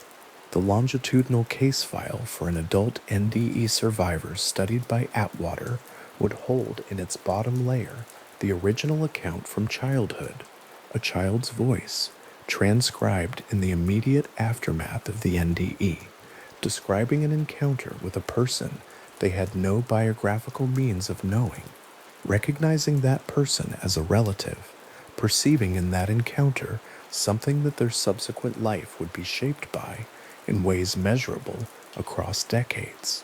The adult photograph clipped above that transcript would show the person that child had become. Both documents would be in the same folder. The folder would be closed. The records would continue to accumulate, one follow-up interval at a time, one case file at a time, each one holding together what was said at the beginning and what could be measured across the years that followed. The record still open, still being kept, still following the question wherever it went. A copy of Deathbed Visions, published in London in 1926, rests on a reading table in a library somewhere in the long afternoon. The cloth cover has worn soft at the spine's corners, faded from whatever color it once was to something approaching gray. The pages inside are close set, dense with small type, and the chapter on child cases lies open now, the words sitting still on the paper, patient as they have been for nearly a century, waiting for the next reader to find them. Sir William Barrett was a physicist, a Fellow of the Royal Society, and a man who spent the last decades of his life collecting accounts with the same methodical care he had applied to everything else. The cases in Deathbed Visions are not presented as proof of anything in particular. They are presented as records, things that were observed, things that were reported, things that were written down. Among them are the accounts of dying children in England who described in their final hours visits from relatives they should not have known were dead. In one instance, a child described a recently deceased sibling whose death had been deliberately withheld from that child, withheld with care, with the specific intention that the child should not know. And yet the description matched. The case sits in Barrett's book with the particular stillness of something that has been waiting a long time to be considered carefully. The book itself has survived 100 years of lending and shelving, and the slow work of air on paper. The afternoon light comes through tall windows and falls across the open page at an angle that makes the type almost luminous. Barrett died in 1925 and did not live to see the book published. He left the manuscript to his wife, Lady Florence Barrett, who completed the work and saw it into print. The chapter on children is not the longest in the book. It is simply the most quietly insistent.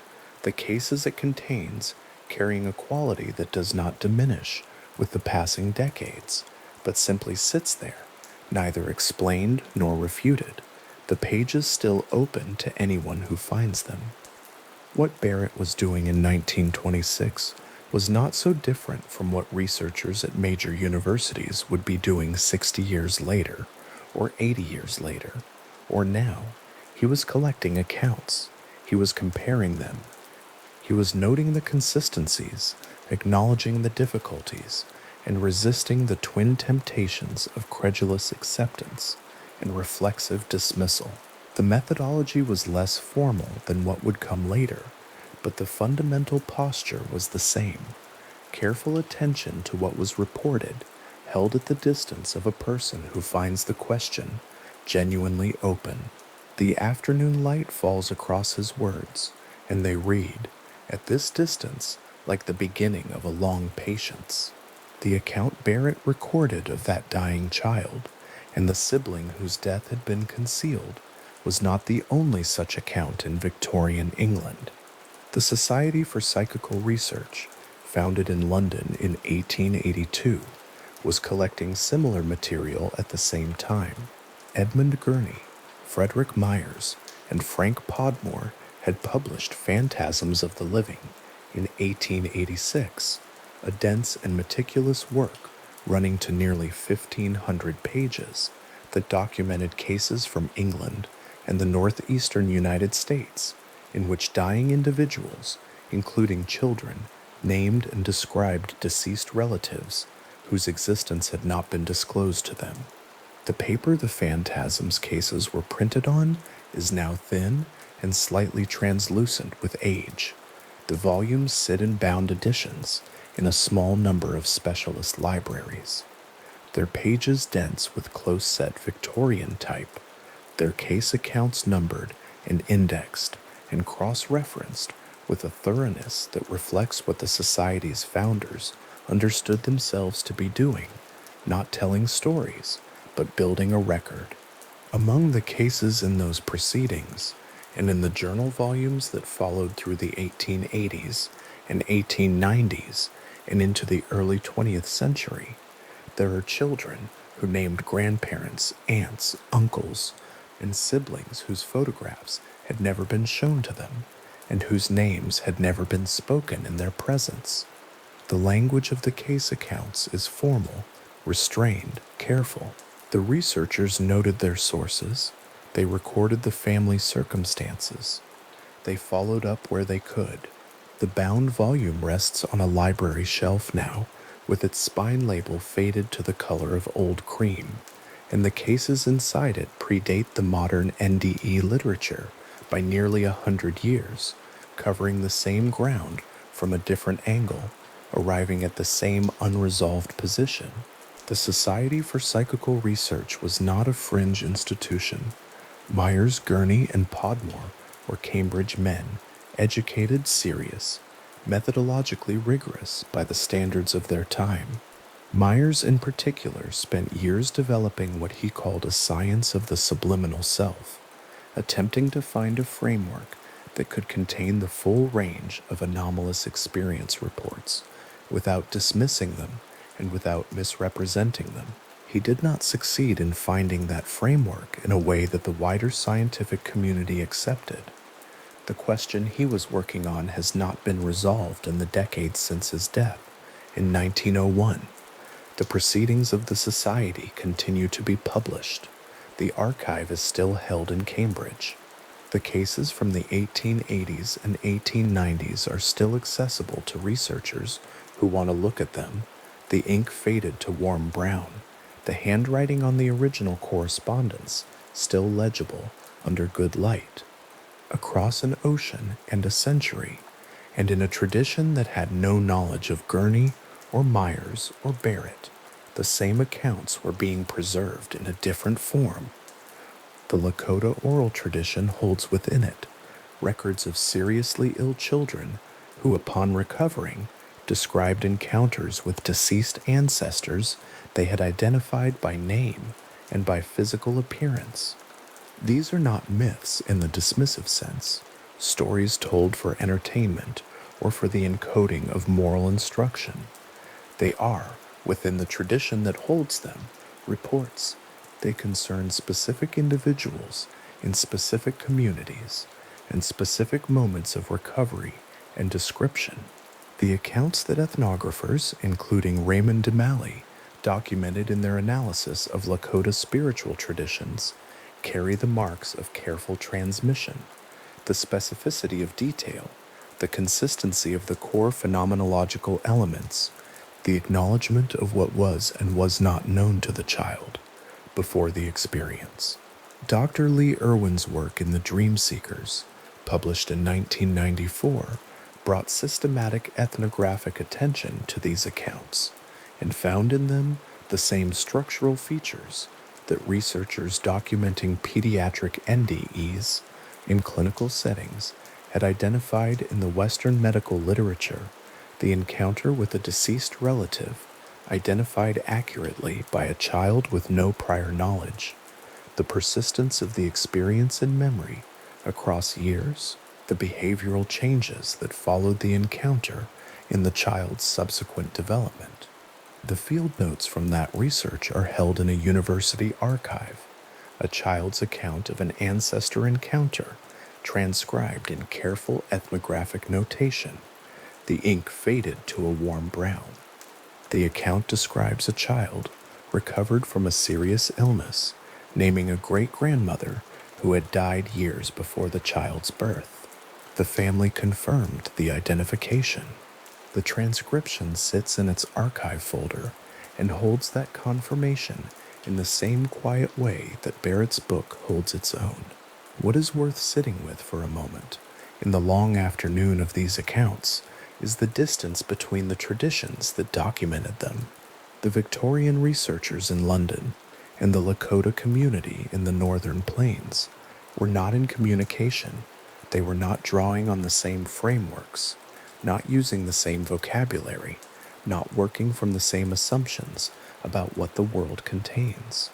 They arrived at the same observation independently across a geographical and cultural distance that makes comparison methodologically clean in the specific sense that cross-cultural correspondence carries. The consistency is not a product of shared influence because there was none. The consistency is simply there, in the accounts themselves, in the structure of what the children reported and what the families confirmed. India, in the mid-20th century. A village courtyard in the afternoon heat, a single ceiling fan turning slowly overhead, a child sitting in the shade describing a previous life to Ian Stevenson's interpreter while Stevenson writes at a small folding table nearby. Stevenson, a psychiatrist at the University of Virginia, spent decades traveling to regions where reincarnation was a culturally established framework. Northern India, Sri Lanka, among communities within Hindu and Buddhist traditions, collecting and documenting children's accounts of previous lives and their associated encounters with deceased relatives. By the time of his death in 2007, he had compiled more than 3,000 cases, each one investigated with the same methodical attention to verifiability, the names the children provided, the biographical details, the physical descriptions of individuals who had died before the child's birth, cross-checked against records, confirmed through interviews with families who had no prior connection to one another. The Jatasma, in the Hindu tradition, is the child who remembers a previous birth. There is an established cultural vocabulary for this, a framework within which the child's account is received and treated as worth verifying rather than dismissing or suppressing. Stevenson's finding, documented across his published research, was that children in cultures where this framework existed reported their accounts at higher documented rates, not because the phenomenon was more common, he proposed, but because the cultural reception encouraged disclosure rather than discouraging it. A child who begins to describe a previous life in a family and community that has a name for this and treats it as a meaningful occurrence will continue describing. A child whose account is met with confusion or correction may simply stop. The small folding table is still in the afternoon courtyard, in a sense.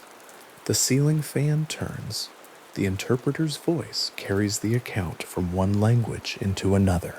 Stevenson writes down what he hears, fills in the details against the verification record, notes what has been confirmed and what is not.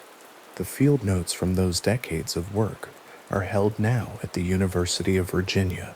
In the cases they document, children who named and described deceased relatives with specific accuracy across a tradition that had been receiving such accounts for centuries before Stevenson arrived, form part of the same long record that runs from Barrett's London Library through the Lakota oral tradition, through the Society for Psychical Research volumes, and out into the present. What Stevenson found in the Hindu and Buddhist communities he studied was not, in its essential structure, different from what Barrett had found in Victorian England or what Gurney and Myers had found in the northeastern United States in the 1880s.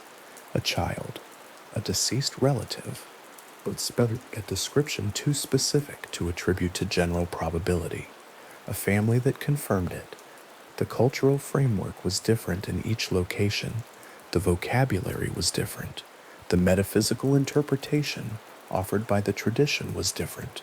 The social response to the child's account was different, but the phenomenological core remained consistent. A child who should not have known described someone who was gone in terms that matched, and the match was documented by someone who wrote it down.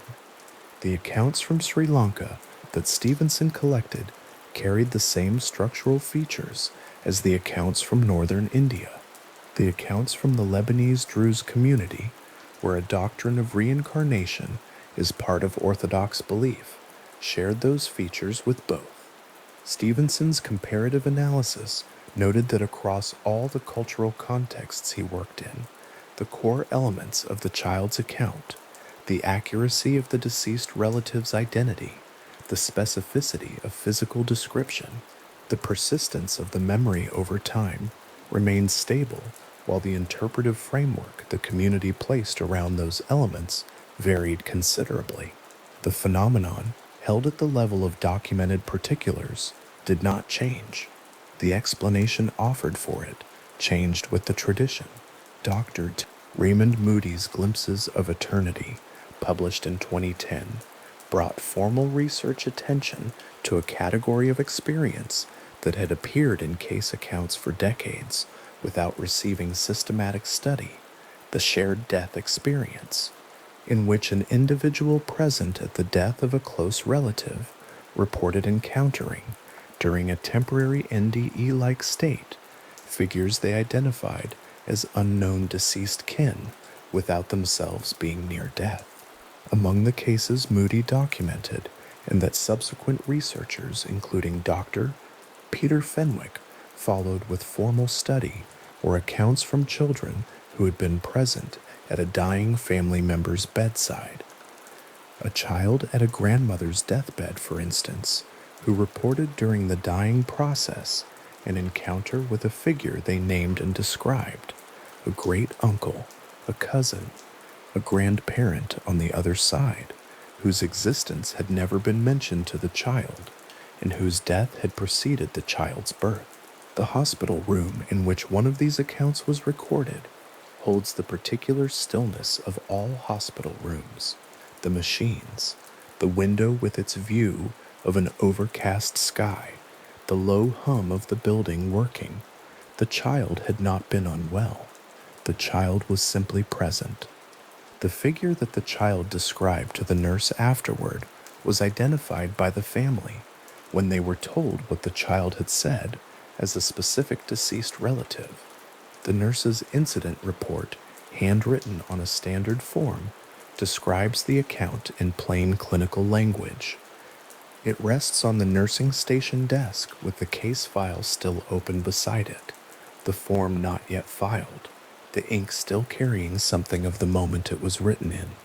What Fenwick's formal study of the shared death experience contributed to the wider record was the documentation of shared phenomenological content across a new category of account, one that expanded the population of interest beyond those who had themselves been near clinical death, to include those who had simply been near death, present at its occurrence in someone they were close to. The consistency of the core elements across that expanded population, the encounter with an identified deceased relative, the accuracy of the description, the lack of prior knowledge, placed the shared death case accounts into the same broad evidentiary picture that had been accumulating since Barrett sat down with his files in the 1920s, and since Gurney and Podmore filled their Victorian case binders in the 1880s, and since the Lakota oral tradition began preserving its accounts long before any of them were born. There is a quality that runs through all of this material, through the Victorian proceedings, and the field notes, and the clinical case files, and the incident reports, a quality that is not dramatic, and not frightening, and not easily named. It is something closer to persistence. The accounts persist. The accounts keep appearing in the record, in different centuries, in different languages, inside different cultural frameworks, and different institutional structures, and different methodological traditions. A child describes someone who should not have been there. A family confirms the description. Someone writes it down. The paper survives. And then, decades later, a researcher working in a different country with a different theoretical orientation finds the same thing in the cases they are collecting, and the record grows by one more account, one more confirmation, one more document resting in one more folder. The Society for Psychical Research began publishing its proceedings in 1882. Stevenson published his first case collections in the 1960s. Barrett's book appeared in 1926. Irwin's ethnographic work appeared in 1994. Moody's study of the shared death experience appeared in 2010. The cases span nearly 150 years of documented collection. They span multiple continents, multiple languages, multiple religious and philosophical traditions, multiple institutional frameworks, and multiple methodological approaches. And they share, across all of that distance, the same quiet center, a child, a deceased relative, a description that matched. The afternoon light in the library has shifted. The angle is lower now, coming through the tall windows at the long slant of late afternoon, touching the open pages of Barrett's book at a different angle than it did an hour ago. The type is still legible. The cases are still there. The chapter on children is still open to the same page, the same accounts, sitting in the same small, dense type, the same unresolved quality, resting in each one. The cloth cover has worn soft at the corners from decades of hands. The book has been consulted by researchers who came after Barrett and found in his cases the same structural features they were finding in their own, and it has been consulted by readers who came simply to look, and by librarians who shelved it and retrieved it across the generations. It is a record. It is still being read. In the long tradition of this particular question, and it is a long tradition, longer than any single institution or any single researcher's career, what accumulates is not proof and not refutation, but something more durable than either. What accumulates is the record itself. The cases filed in Barrett's chapter on children, the cases numbered and indexed in the Society for Psychical Research proceedings, the ethnographic transcriptions in Demalley's archive and Irwin's field notes, the folding table in the Indian village courtyard, and Stevenson's handwriting filling in another case file in the afternoon heat. The nurse's incident report still lying on the nursing station desk, the form not yet filed, the case file still open beside it. These accounts were collected by people who found them worth collecting. The finding varied in some traditions and some institutional contexts. The account was received with established cultural frameworks that made it legible and meaningful, and meaningful because be it facts. On others, it was treated as an anomaly, a data point that did not fit the prevailing model, something to be noted and set aside. But in all of them, someone wrote it down, someone preserved the account, someone kept the record going, and the record does go on. It is being added to in places that are not libraries, and not Victorian drawing rooms, and not Indian village courtyards, but hospitals and university research units and pediatric wards and clinical psychology offices and the homes of ordinary families, where a child has come back from somewhere and said something that the family did not know what to do with, except remember it and eventually report it to someone who wrote it down. The record is not slowing. The accounts are still appearing. The researchers are still collecting them, filing them, comparing them, noting the consistencies, acknowledging the difficulties, resisting the conclusions that are not yet warranted in either direction. The afternoon in the library deepens. The tall windows hold the last of the direct light and begin to let in something softer, more diffuse. The kind of light that comes after the sun has moved past the angle of direct entry and fills the room instead with a general luminosity that makes everything visible without casting distinct shadows. In this light, the pages of Barrett's book are still legible. The cloth cover is still worn soft at the corners. The chapter on children is still open. Somewhere in Durham, North Carolina, the pediatric case files are being added to. Somewhere in Charlottesville, Virginia, the University of Virginia's archive of children's accounts grows by one more case, one more document, one more child's account of someone who was there and should not have been, the description specific and the family's confirmation recorded, and the file closed and shelved and waiting for the next researcher who needs it. Somewhere in a nursing station, a form is being filled in, the handwriting careful, the language plain, the details transcribed from what a child said to what a document holds. The ink is still drying. The long patience of this particular question is not anxious. It does not press. It has been waiting for a long time, since before Barrett and before Gurney and before the Lakota oral tradition began and before the Jadismara accounts were first recognized and named.